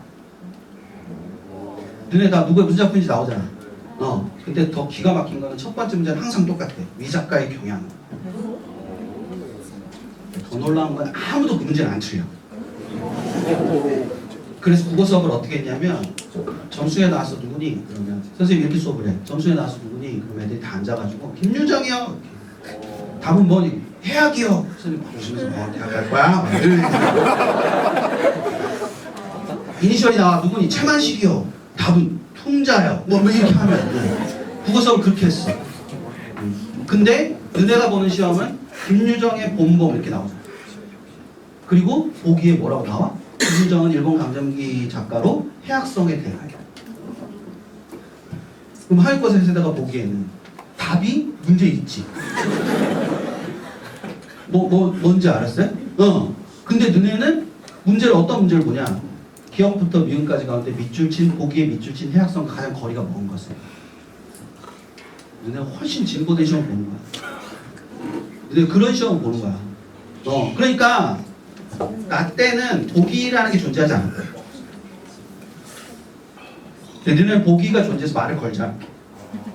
그리고 또 하나는 너네는 옳은 것 옳지 않은 것이라는 발문을 거의 안 봐. 너네는 적절한 적절하지 않은, 거리가 먼 거리가 가까워. 너네 발문은 다 그 모양이잖아. 하나님께서 발문 다 옳은 것 옳지 않은 것이야. 그래서 학력고사 답은 정답이고 너네 답은 답이야.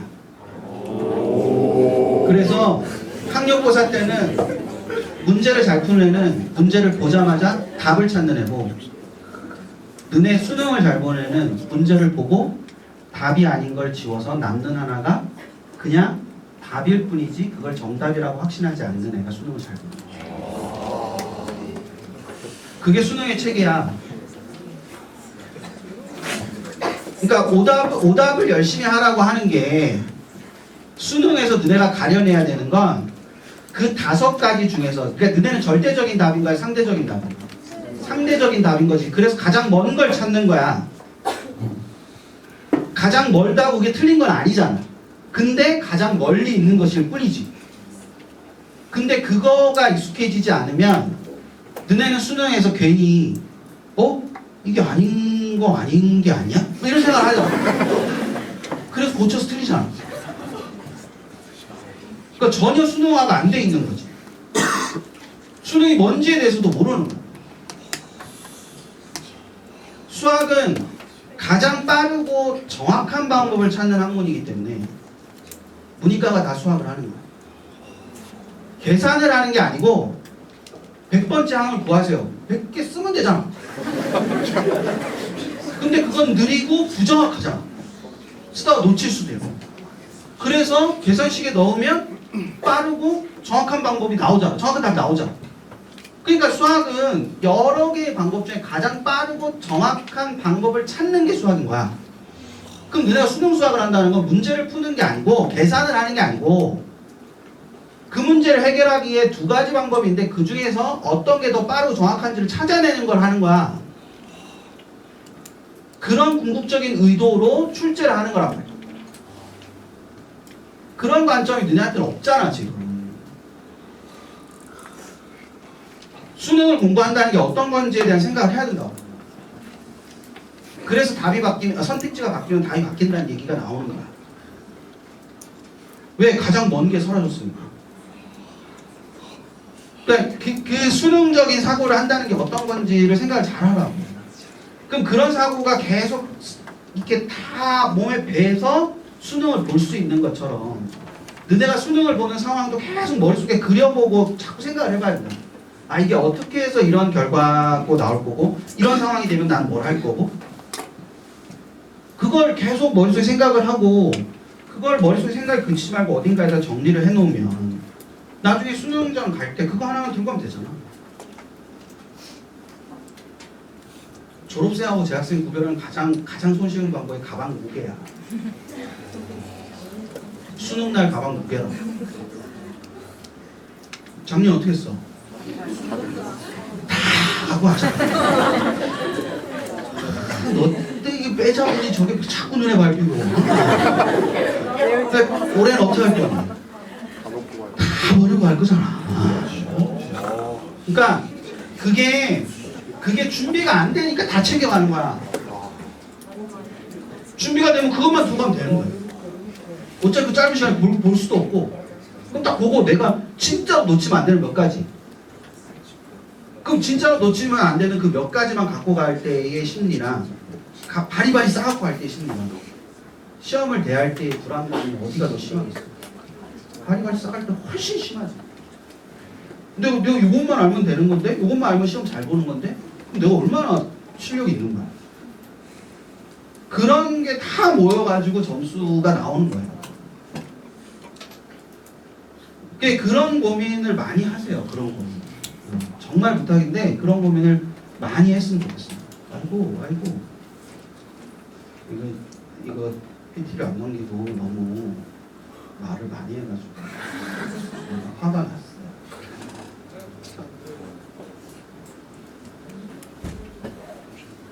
뭐 이런 일이 있어요. 이런 일이 있었다는 뭐 이런 일이 있었다는 건데요. 엊그저께 어디가 입결이 나왔거든요. 어디가 입결이 나온 걸 가지고 정리를 다시 했어.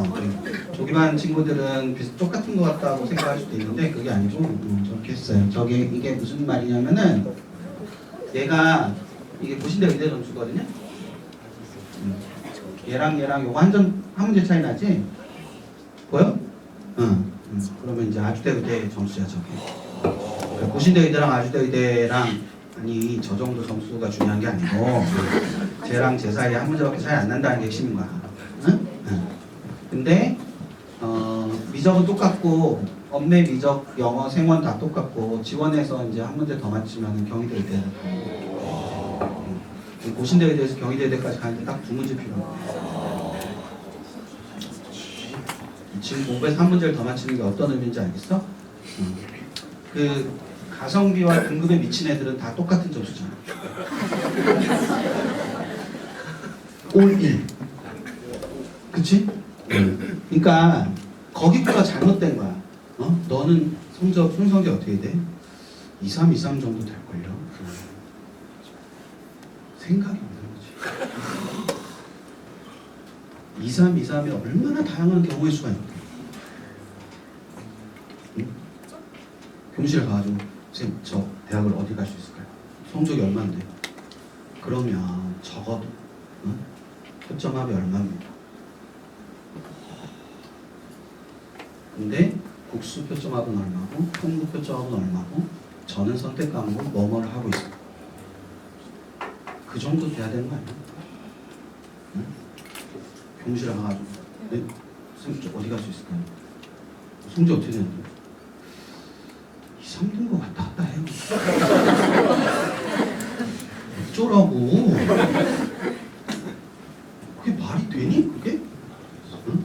2, 3등급 왔다 갔다 하는 아이 사이에 엄청 많은, 얼마나 많은 경우의 수가 존재.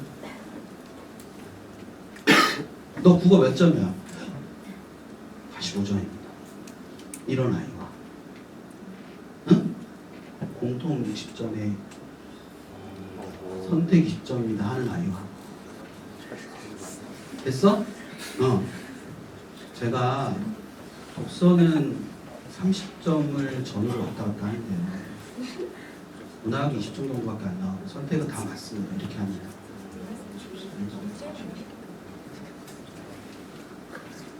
누가 공부하는 자냐? 응? 공부하는지 안 하는지 한 번만 딱 질문 던져보면 알 수 있어요.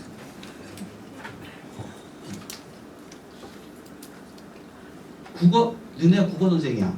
근데 애가 와가지고 선생님 제가 국어 80점인데 공부를 어떻게 하면 좋을까요? 물어봐. 뭐라고 그래? 열심히 하라고 그러지. 그게 선생님 잘못이야? 열심히 하라고 했지.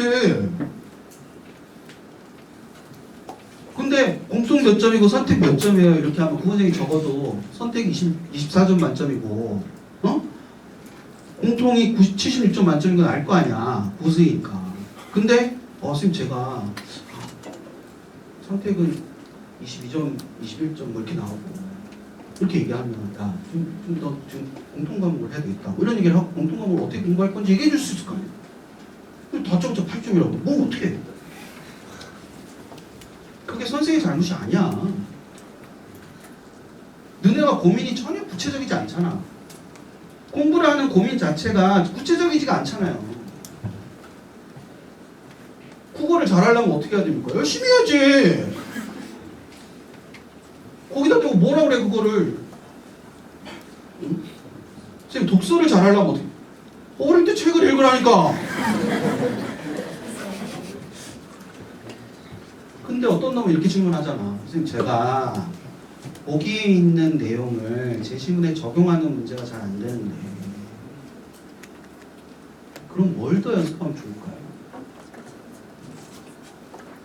그럼 대부분의 고등생은 언제 기출에 몇 번 문제를 보라고 얘기를 해줄 거예요. 그리고 그거를 푸는 순서를 적어갖고 오라고 할 거예요. 그래서 어디서 우리가 나는지 보자고. 질문이 구체적이지 않은데 무슨 답이 구체적일 수가 있어. 그리고 너네가 구체적으로 고민하지 않는데 어떻게 점수가 좋아질 수가 있냐. 내가 뭘 모르는지 근데 병원 가가지고 응? 의사 되겠다는 놈들 중에 병원에 너네 의사 돼갖고 환자 왔는데 어디가 아팠어요? 이렇게 물어볼 거 아니야? 어? 그 마주에 앉은 사람이 다 아파요 이러면 어떡하냐. 다 아파요? 차라리 낫지. 의사가 그것도 몰라요? 맞춰보세요? 이렇게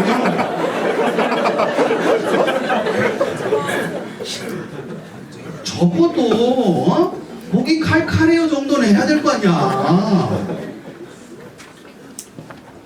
그걸 뭐 생짜로 그냥 야 의사가 딱 보면 알아야지 뭐 누가 하냐 그거를. 그러니까 그런 생각을 잘 하세요. 이게 최상위권이어서 이런 게 아니고 자 봐요. 요 정도면은 건대 전전을 가거든요. 작년 수능 기준으로 이 정도면 건대 전전을 가는데 뭐가 달라졌어요? 얘도 수학을 하나 더 맞았죠? 그것도 3점짜리 하나 더 맞은 거잖아요. 그렇죠? 네. 그럼 중대 창의 ICT를 가요. 원래 자연계 건대랑 중대는 붙어 있습니다. 중대 밑으로 없으니까. 중대 밑으로 없어. 자연계는 중대 밑이 건대야. 경희대는 국제로 싫어하잖아. 자, 그리고 여기는 밑으로 내려오면 얘도 수학을 하나 더 맞긴 했지만 영어를 하나 더 맞았죠. 그리고 생지는 똑같고. 그럼 성대를 써요. 성대 전전을 써요. 그럼 건대 전전 가는 애가 성대 전전까지 가는 애들이 가는 데까지 걸리는 게 세 문제야. 그렇다고 해. 이게 79점 3등급이야. 79점 3등급이라서 하나 더 맞추면 2등급이 되는 거야. 됐어? 그러면 하나, 둘, 셋. 그럼 세 문제 더 맞추면 성대 전전을 가는 거야. 됐어요? 얘는 뭐 어떻게 했어? 원매도 하나 더 맞고 영어도 많이 맞춰야 되네. 그리고 지원을 2점짜리 하나 더 맞춘 거지, 그치? 저게 연대 전전 점수예요. 야, 딱 깨놓고 얘기해서 지금부터 해가지고 몇 문제 더 맞출 수 있어?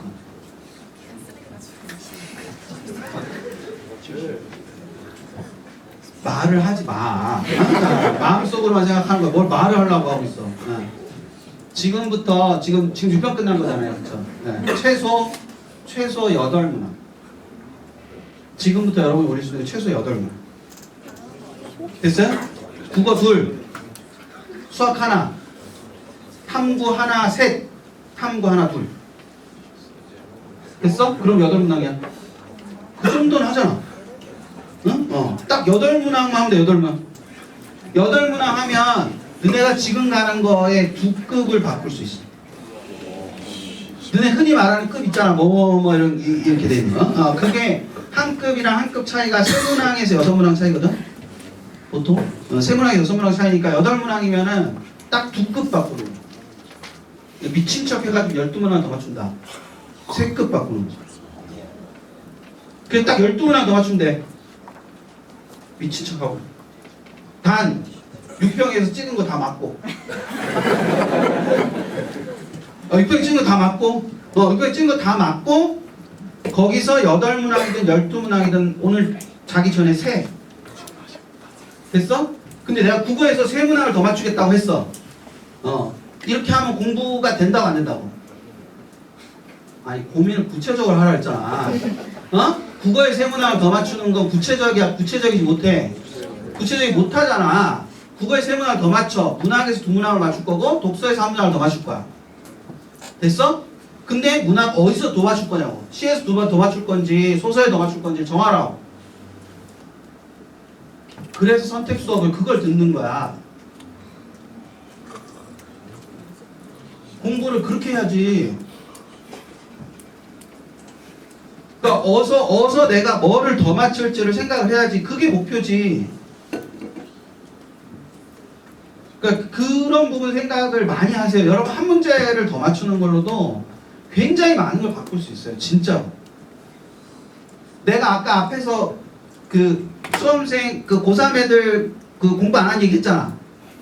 아니 60%만 수능 공부하고 뭐 이런 얘기 했잖아, 그치? 그 말에 완전 동의를 못 하겠어. 일부분 동의를 하겠어. 동의할 수 있잖아, 그치? 그러면 잘 생각해봐. 4개 영역의 탐구 2과목을 공부하는 애가 많아, 적잖아. 근데 너네가 지금 머릿속에 떠올리는 거의 모든 대학은 정시에 4개 영역의 탐구 2과목을 가능해.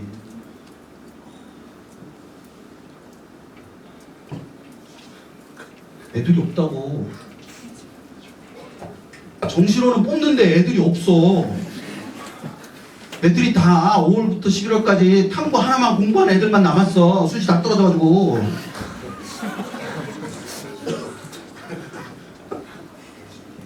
그 어떤 상황이 생각을 잘해야 돼.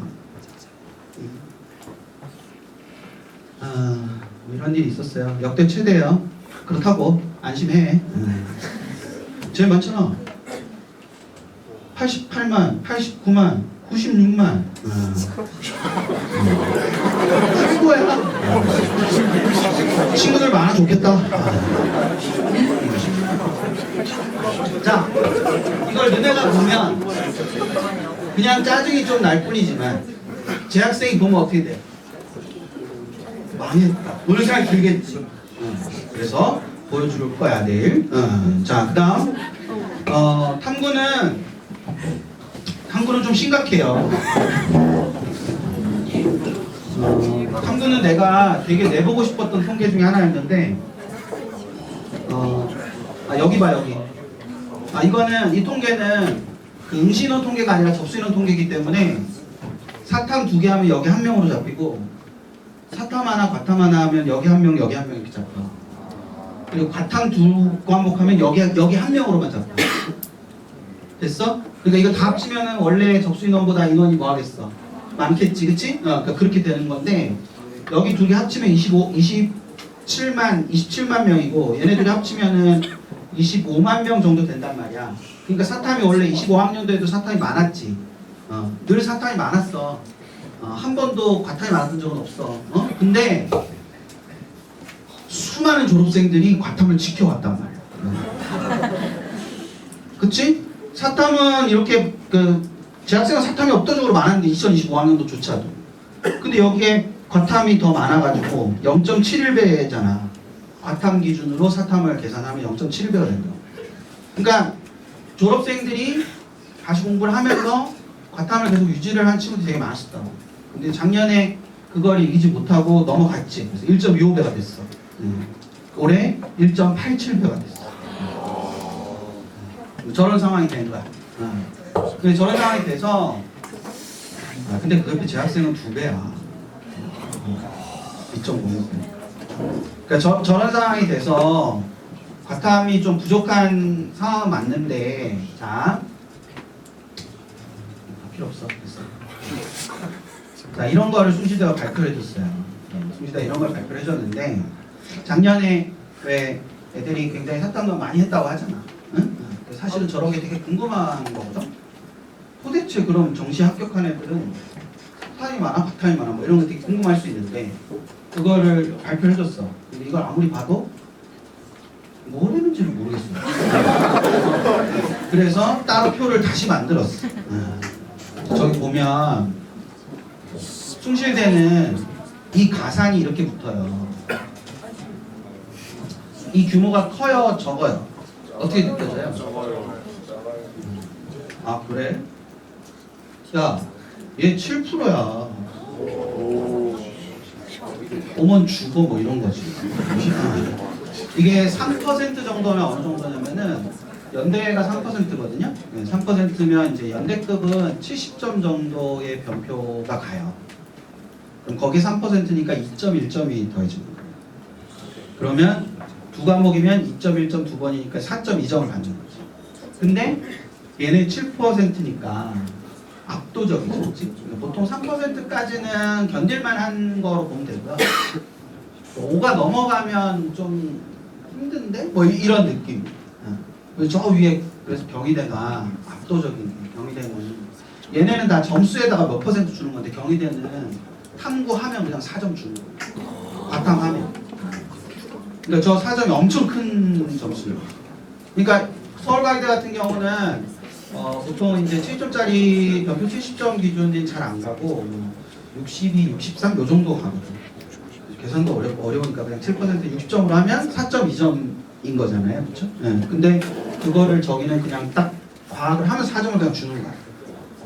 그러니까 여기 올해 숭실대가 3%로 바뀌었는데, 그러니까 더 강화가 된 거지. 작년까지는 2.5%였단 말이야. 그럼 이게 그렇게 크지 않잖아, 2.5%는. 그치? 2.5% 크지 않음에도 불구하고 자연계열의 사사, 이게 사사, 사과, 과과야. 그러면 여기 사사는 31.3%밖에 안 되잖아요. 나머지 둘 다 뭘 끼고 있어? 과탐을 다 끼고 있어. 그러니까 숭실대급에서 과과는 거의 없을 거라고. 애들. 그러니까 숭실대급의 친구들은 대부분 다 작년에 사과로 다 넘어갔을 거야. 올해 다 사사로 넘어갔을 거야. 그러니까 올해 과학을 하나 끼냐 안 끼냐가 되게 중요한 부분이 될 수 있다. 자연계 입시에서. 작년은 과과냐 사과냐의 싸움이었다면 올해는 사사냐 사과냐의 싸움입니다. 뭔지 이해됐어요? 근데 경희대는 더 심해. 그러니까 얘네는 지금 계열별로 그냥 보여준 거잖아요. 계열별로 전부 다. 근데 경희대는 과별로 이거 다 보여줬거든. 과별로 다 보여줬는데 100%야. 자연계 과탐 두 과목이 100%야. 아까 4점 준다 그랬죠. 그러니까 저게 워낙 커가지고 저게 그냥 100% 여기도 90% 89.2%잖아. 사사는 아예 그냥 여기 하나 딱 윤생명의 사사 있고 나머지는 사과도 별로 없지. 그러니까 과학을 하고 있는 것 자체가 어떤 식의 유리한 구조까지 갈 수 있어요. 물론 등급을 따는 데 있어서 어려울 수 있지. 그치? 그 어려울 수 있는데 그럼에도 불구하고 결과적으로는 나중에 정시까지 가는 판에서 물론 여러분들 중에는 분명히 수시에서 끝내겠다 생각하는 친구들도 있겠지만 세상이 꼭 뜻대로 되진 않잖아. 그러니까 정시까지 간다는 상황까지를 생각을 하고 하면 결과적으로 과학을 하고 있는 게 상대적으로 굉장히 큰 이점이 될 수도 있습니다. 뒤에 가면. 그러니까 그런 부분을 생각을 하고 있을 필요가 있을 거고 이거는 영향 없다야. 결론은 영향 물음표잖아. 그치? 영향 없다. 됐어. 됐고 자, 저기 한번 봐봐. 저런 일이 있었다는 거 한번 보여줄게. 저기 봐봐. 경상국립대 교과전형의 의예랑 수의예야. 경쟁률이 어떤 거 같아? 높은 거 같아? 낮은 거 같아? 낮아? 교과는 쓸 수 있는 애보다 쓸 수 없는 애가 압도적 많잖아. 저기 아주 낮다고 보기는 좀 어려운데? 17점 하여튼 17.92대 1이고 13.7대 1이야. 그리고 옆에 최저가 있어. 됐어?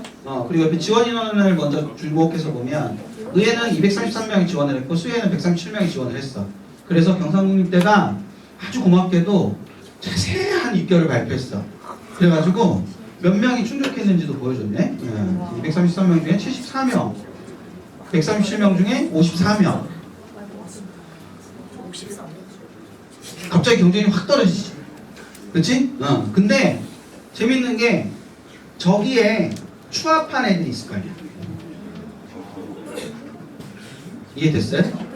즉 여기에 10명을 뽑았는데 25명이 추합이 됐으니까 총 합격자는 몇 명이야? 35명이야. 그치? 근데 최저를 통과한 애가 몇 명이니까? 54명이니까 경쟁률은 1점 몇 대 1이잖아. 뭔 말을 하는지 알아요 지금? 똑똑한데? 그래서 여기 2.3분의 1.9. 그러니까 최저를 통과하면 통과 못하면 그냥 54학. 경상국립대가 멀리 있어서 저런 학교냐? 그게 아니고 경북대 지역인재는 더 심해.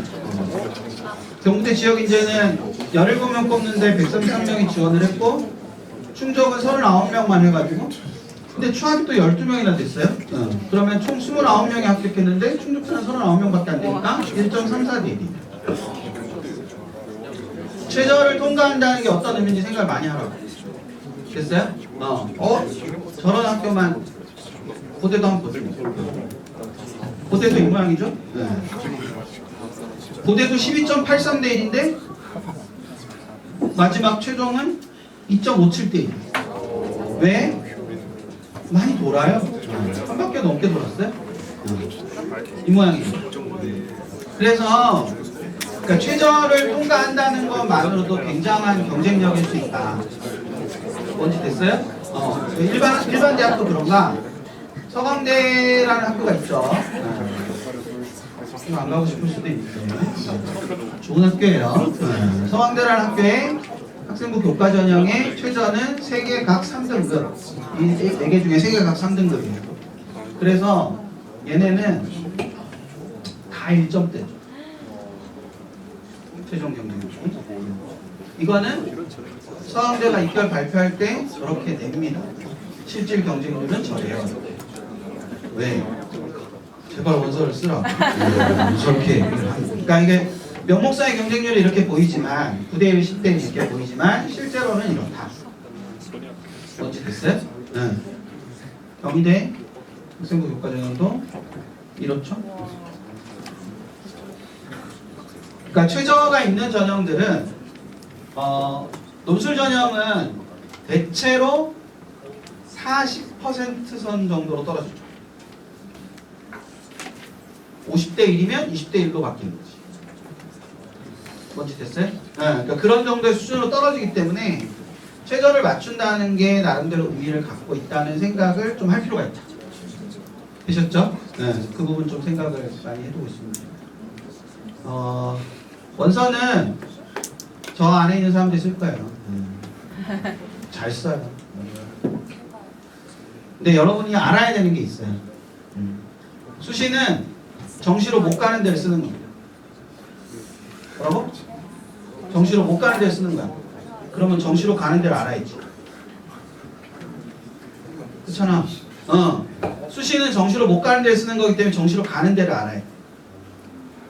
내가 수능 공부를 열심히 하고 모의고사를 열심히 보고 집중해서 보고 하는 건 이걸 정하기 위해서 보는 거야. 됐죠? 그리고 저걸 정할 건데 저 안에 있는 사람들이 얘기해 줄 거야. 저 안에 있는 사람들이 너의 정시지원 가능성은 요 정도야 이렇게 얘기해 줄 거야. 대부분 동의하지 못할 거야. 자, 대부분 동의하지 못한다 하더라도 그게 하나의 출발점이 돼야 된다는 것만은 동의를 했으면 좋겠어. 이상적인 원서는 순서 잘 봐. 이상적인 원서는 여기서 한두 장을 쓰고 됐어요? 여기서 한두 장을 쓰는 거야. 내가 이상적인 원서라고 그랬다. 그럼 여기 한 장 쓰고 여기 한 장 쓰면 몇 장 남아? 4장. 그럼 여기서 4장 쓰면 되냐? 알겠어? 여기 2장 쓰고 여기 2장 쓰면 2장 남지. 그럼 위에서 2장 쓰면 돼. 2장 쓰고 한 장 쓰면 몇 장 남아? 3장 남아. 위에 3장 쓰면 돼. 그 위에서 두 장에서 4장은 저 위에 쓰면 돼. 교실 앉아있는 사람들이랑은 여기를 상담하는 거야. 여기 상담하지 마. 그냥 기분만 상해. 여기만 상담하는 거야. 여기는 어차피 엄마 아빠랑 집에 가서 너네 카드로 써. 엄마 아빠 카드로 쓰는구나. 엄마 아빠 카드로 써. 너네 마음대로 써. 여기는 그냥 썼다고만 알려만 줘. 됐어? 근데 여기는 저 교무실에 앉아있는 사람들의 도움이 필요해. 왜? 내가 수능을 여기라고 생각하고 여기도 쓰고 여기 썼는데 수능을 여기로 봐왔는데 여기를 붙으면 안 되잖아. 그치? 그러니까 저 앞에 교무실에 앉아있는 사람들이 이거를 쓸 때 수능 이후에 뭔가 선택할 수 있는 거를 골라주거나 이때까지의 경험상 여기까지는 안 써도 됩니다 이런 얘기를 해줄 거야. 뭔 말인지 알았어? 너네는 너네밖에 못 보잖아. 그치? 그러니까 이게 타당한지 안 타당한지 잘 모른다. 이해됐지? 그래서 여기를 상담을 하고 여기를 고민하는데 훨씬 더 많은 시간을 들여야 되고 항상 정하는 건 여기부터 정하는 거야. 그래서 여기서 남는 거를 여기에 쓰는 거야. 근데 너네가 지금 열심히 해가지고 여기 있던 너네가 일로 올라가. 그럼 이 남은 개수가 적어지겠지. 뭔 말 하는지 알아요? 그러니까 여기서 여기 위를 보니까 막 30개 있는데 열심히 하고 이렇게 올라오면 여기 10개밖에 없는데 10개에서 4개 고르는 거랑 30개에서 4개 고르는 거 어떻게 더 나아? 10개에서 4개 고르는 게 더 낫잖아. 그러니까 너네 지금 이거를 위로 올리는 거를 지금 해야 된다고. 지금 어디 있을까 이런 거 생각 안 해도 돼. 이해됐어요? 그러니까 어디 있을까 중요하지 않았고 지금 결정하고 뭐 할 건데 그러면 남은 시간 동안 뭐 하고 간둬야지 뭐 그러면. 그러니까 이거 할 게 없어. 근데 휴가 나갔는데 아빠가 쫓아가지고 야 인생 뭐 있어? 질러! 뭐 이러면 여기 위로 6장 쓰면 돼. 아빠 책임진다잖아. 여기 위로 6장 쓰면 돼. 근데 그냥 6장 쓰는 게 아니라 여기 위로 6장 쓰는 거야. 이 기준이 중요하다고. 그러니까 이렇게 안 써도 돼. 그러니까 여기 그냥 위로 다 질러도 돼. 다 질러도 되는데 여기 위로 지른다는 게 중요하다고. 근데 내가 그걸 알아야 최소한 여기까지는 정시 수능을 받아야 된다고 자각하게 된다. 그래서 그만큼 공부를 하게 된다고. 뭔 얘기인지 알겠어? 그러니까 선생님들이 넌 여기야. 내가 뭐 하지 않아도 된다 그랬어. 동의하지 않아도 된다 그랬잖아. 아니 거기다 대고 선생님한테 아니에요 말지 말고 그냥 거기서 그냥 싸우기 귀찮잖아. 그냥 네 이러고 그냥 가면 돼. 그냥 가가지고 집에 방에 가가지고 뭐래 막 이러면 그렇게 하면 된다고. 그러니까 여기서 그런 걸로 소모하려고 하지 마. 나중에 결과를 보여주면 되잖아. 네가 틀렸다는 거를. 아니 그런 마음을 가져야지. 뭘 거기서 그걸 입씨름하고 있어 그거를. 네가 틀렸다는 게 아주 중요하면 되지. 그러니까 여기 그렇게 하고 넘어가가지고 나는 담임은 여기라 그랬는데 그럼 내가 여기 위로 다 쓸 수 있다는 걸 보여주겠어. 이러면 된다고. 근데 너네가 객관적으로 여기라는 걸 자각을 해야 된다고. 뭔지 됐어? 그래서 지금 만약 수시를 뭘까 고민해야 되겠다 이런 생각이 들면 다 필요 없고 요것만 정해. 어디까지랑 어디부터. 손 잘 봐, 손. 어디까지랑 어디. 더 중요한 건 어디부터. 뭔지 알았어? 이걸 정하면 돼. 이거. 어디부터. 그러니까 담임이랑 상담할 때 딴 거 아무것도 필요 없어. 그냥. 쌤 어디부터 쓸 거야? 이거 하면. 그리고 그래서 한두 장 담임이랑 얘기하고 보고 나머지는 집에 갔어. 휴가 나와가지고. 큰 마음으로 큰 손심 쓰면 되잖아. 엄마 두자. 엄마 이때까지 키워줬으니까 두자. 아빠 돈 벌어라 고생했으니까 그래도 아빠는 나한테 뭐 한 거 없으니까 나머지 3장은 내가 쓸게. 뭐 이렇게 하면 되잖아. 이때가 키워줬는데 그걸 왜 해줄 수 있지. 그 3장이 아까워? 어차피 6장 다 못 쓰잖아. 그냥 어차피 6장 다 막 내가 못 쓸 바에야 그냥 생색이나 내라고. 그럼 아니면 한 장만 주든가. 엄마 아빠가 없었으면 내가 못 태어났으니까 그냥 한 장씩 줄게. 다시 줘. 그럼 4장이 충분해. 4장. 그럼 한 장씩 이렇게 주면은 엄마 아빠가 다 이렇게 쓸 거야. 걱정을 많이 해가지고 다 아래 쓸 거야. 근데 다 지르면 되잖아. 너네 다 지르는 거 4장 쓰고 엄마 아빠는 내가 어떤 사람을 내가 어떻게 될지 모르니까 엄마 아빠는 신중하게 잘 써? 이러면서 넣으면 되잖아. 엄마 아빠 알아서 다 이제 다 깔아 쓸 거야. 너네는 다 올려 쓰고. 그러니까 수시원서를 쓰는데 제일 중요한 게 여기서부터 출발하는 게 제일 중요하다 그랬어. 여기서부터 나는 뭘 가지고 어떻게 쓸 건가. 그 부분의 생각을 많이 하고 저 고민은 8월 중순까지만 여기가 정해지면 돼. 시점 상담 언제부터 할까요? 네? 7월부터 1차는 합니다. 오케이, 7월. 생각으로도 봐야 돼요. 역시 중국 보고식의 나랑 다르구나. 그냥 보고 그냥 순성적으로 보고 야 쓰지 마 수능 공부나 해. 근데 실장님은 또 학생도 다 보고 또 종합자료를 쓸지 교과자료를 쓸지 그런 걸 다 하는구나. 지배를 가.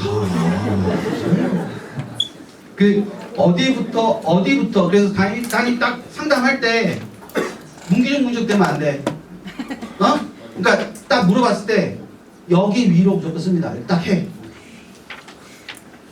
담임이 뭐 안 돼, 더 내려야 돼. 여기 위로. 그걸 정하라고. 그걸 정해놓는 게 나중에 뭔가를 하기 위해서 굉장히 중요한 부분이에요. 알았죠? 네, 그걸 생각을 많이 하고 준비를 좀 해두면 될 거예요. 되셨죠? 마지막으로 이렇게 길게 써.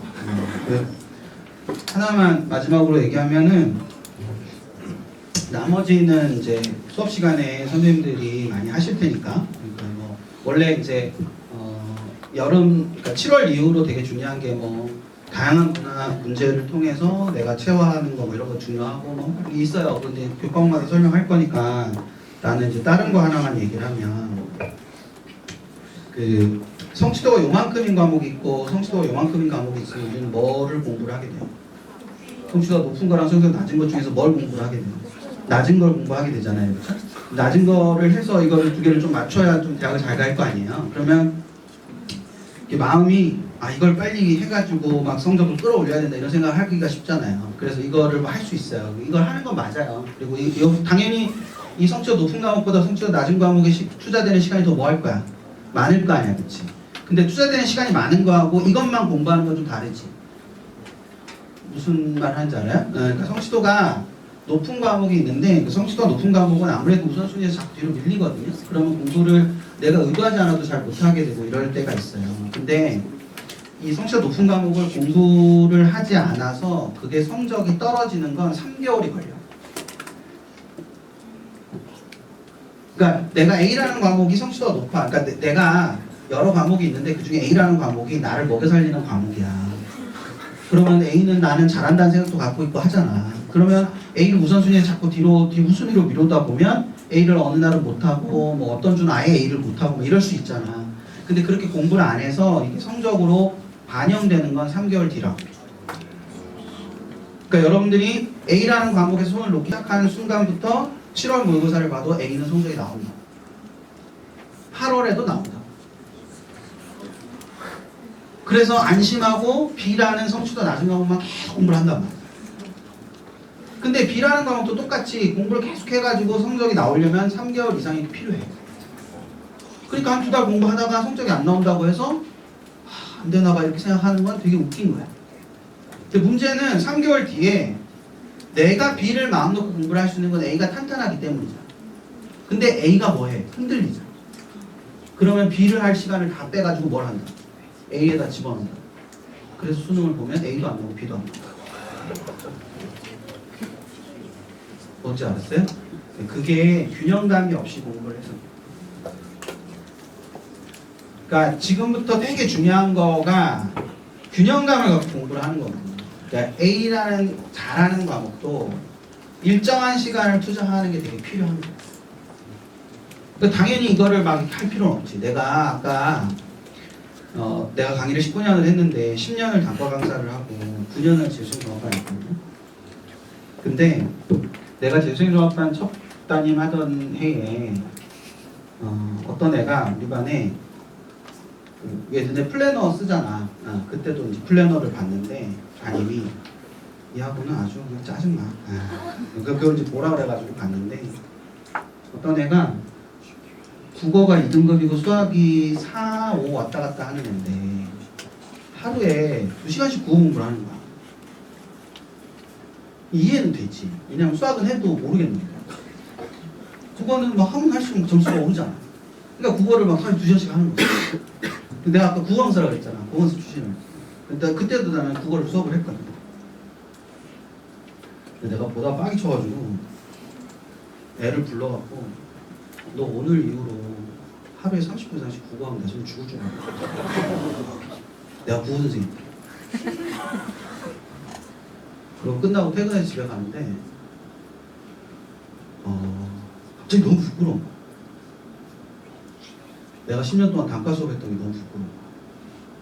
왜냐하면 그 10년 동안 나는 일주일 내내 해야만 할 수 있는 숙제를 해줘.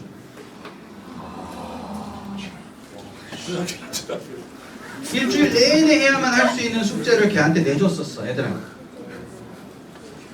그 나한테 단가 수업 듣던 애들은 국어는 올랐는데 아무도 대학은 못 가. 딱 까먹고 그걸 할 시간이 없어. 뭔 얘기 하는지 알겠어요? 응.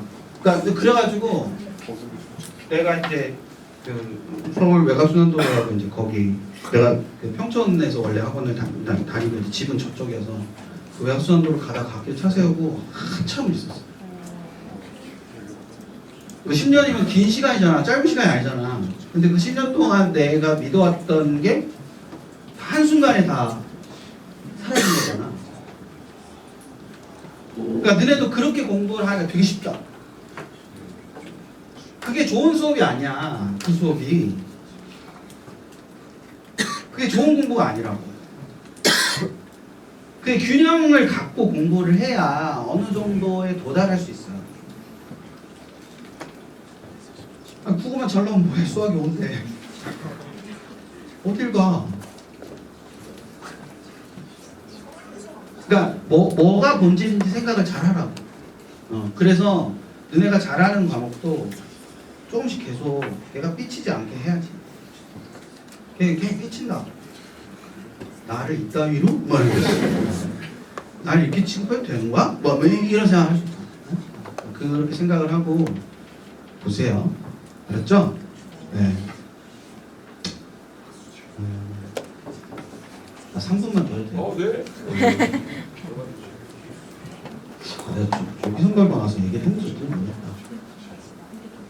혹시 얘기했으면 또 들어라.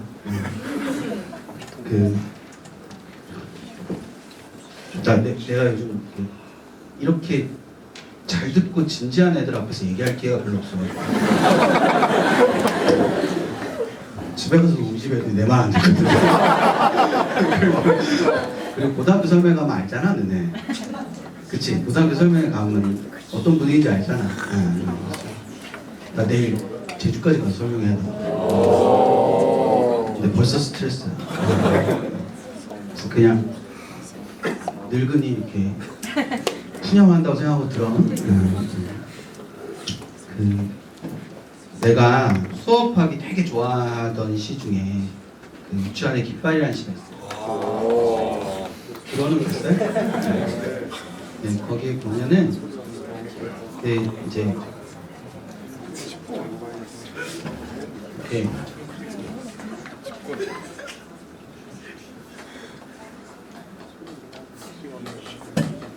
가단대 시에는 회원이라고 나오지. 저풀은 회원을 향해 흔드는 영원한 노스텔지의 손수건이라는 그런 건데. 비웃지 마라. 다시 나온다. 이 펄럭이는 깃발은 두 가지의 힘이 있거든요.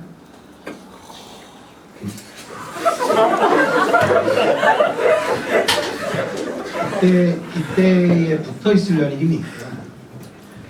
아까 저풀은 회원을 향하여 흔드는 이라고 했으니까 바다를 향한 깃발에 힘이 있어요. 그래서 이 빨간색 힘이 너무 강해져서 깃대를 떠나게 되면 이렇게 날아다니겠다. 이건 깃발이에요, 촌조각이에요? 촌조각이에요. 그래서 빨간 힘을 포기하면 노란 힘만 남겠죠. 그러면 이렇게 깃대에 이렇게 감겨 있을 거 아니에요. 멀리서 보면 깃발이 있는지 알아요, 몰라요? 그러니까 사람이 깃발을 알아보려면 깃발은 두 개의 힘이 크기가 뭐 해야 된다는 거야? 같아야 된다. 그래야만 펄럭일 수 있어. 이게 깃발의 이상을 향한 힘이면 이게 깃발의 현실을 향한 힘이에요. 모든 인간은 두 다리를 땅에서 두고 하늘을 바라보면서 사는 거야. 그래서 이만큼의 이상을 향한 힘과 이만큼의 현실을 향한 힘 사이에 교집합에 존재합니다.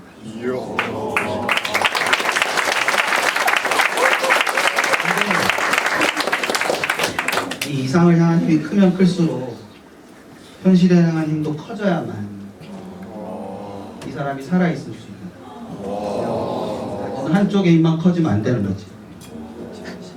그래 너네가 소망하는 게 있다면 현실에 대한 힘도 커야 된다. 너네가 나중에 이루고 싶은 게 있으면 지금의 현실은 공부를 하는 게 현실이잖아. 그래서 의사보다는 의사가 되고 싶다는 애가 현실에서 할 수 있는 일보다는 따뜻한 의사가 되고 싶다는 애가 현실에서 할 일이 더 많고 준비할 게 따뜻한 정신과 의사가 되고 싶다는 애들이 현실에서 준비할 게 더 많은 거예요. 그러니까 이상이 크다는 거는 구체적인 이상을 갖고 있다는 뜻이에요. 그래야 현실에서 할 수 있는 게 더 많아져요. 뭔 말인지 알았어요? 그러니까 깃발은 되게 행복한 삶을 살고 있는 게 아니라 굉장히 지랄 같은 삶을 사는 거예요. 이상을 추구하지만 뭐를 외면할 수 없는 현실을 외면할 수 없는 그걸 서정주는 그네 타는 춘향에서 보는 거죠. 추천사라는 시를 보면 하늘을 향해 올라간 만큼 땅으로 떨어지잖아요. 진짜로 하늘을 원하면 그 최정점에서 뛰면 돼요. 근데 그럼 죽고 없어지잖아요. 그래서 하늘을 향해서 올라간 만큼 땅으로 뭐 해야 돼? 떨어져요. 그리고 이영기라는 시인은 폭포에서 그걸 보는 거예요. 폭포가 생기려면 이렇게 땅이 뭐 해야 돼? 솟아야 되지만 폭포는 아래로 떨어져야만 생기잖아. 상승과 하락이 동시에 있어야만. 사람의 삶이라는 건 똑같은 거야. 그걸 누군가는 폭포에서 보는 거고 누군가는 그네에서 보는 거고 누군가는 깃발에서 보는 거고. 그네는 그런 삶을 앞으로 살아가는 거야. 그렇게 살아가기 위해서 지금 고통스러운 것도 그 크기만큼 뭐 할 수 있는 즐거움으로 나중에 이어질 수 있는 거야. 그게 존재라는 거야. 문학은 그런 걸 배워요.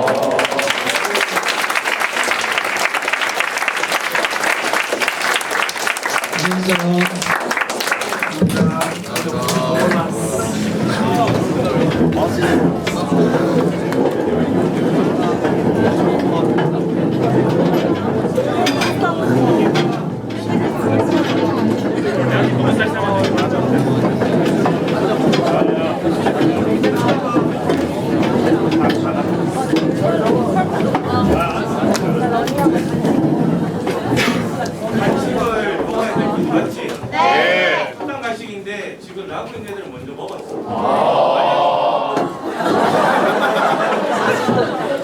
자, 그래서 여러분들한테도 간식 먹을 시간이 좀 주니까 웰컴에 있는 이제 좀 많이 비웠으니까 먹고 난 다음에 오늘 그 라구의 입시 완료 시간은 50분까지 알았지? 자, 일단은 이쪽이 좀 가까이 있으니까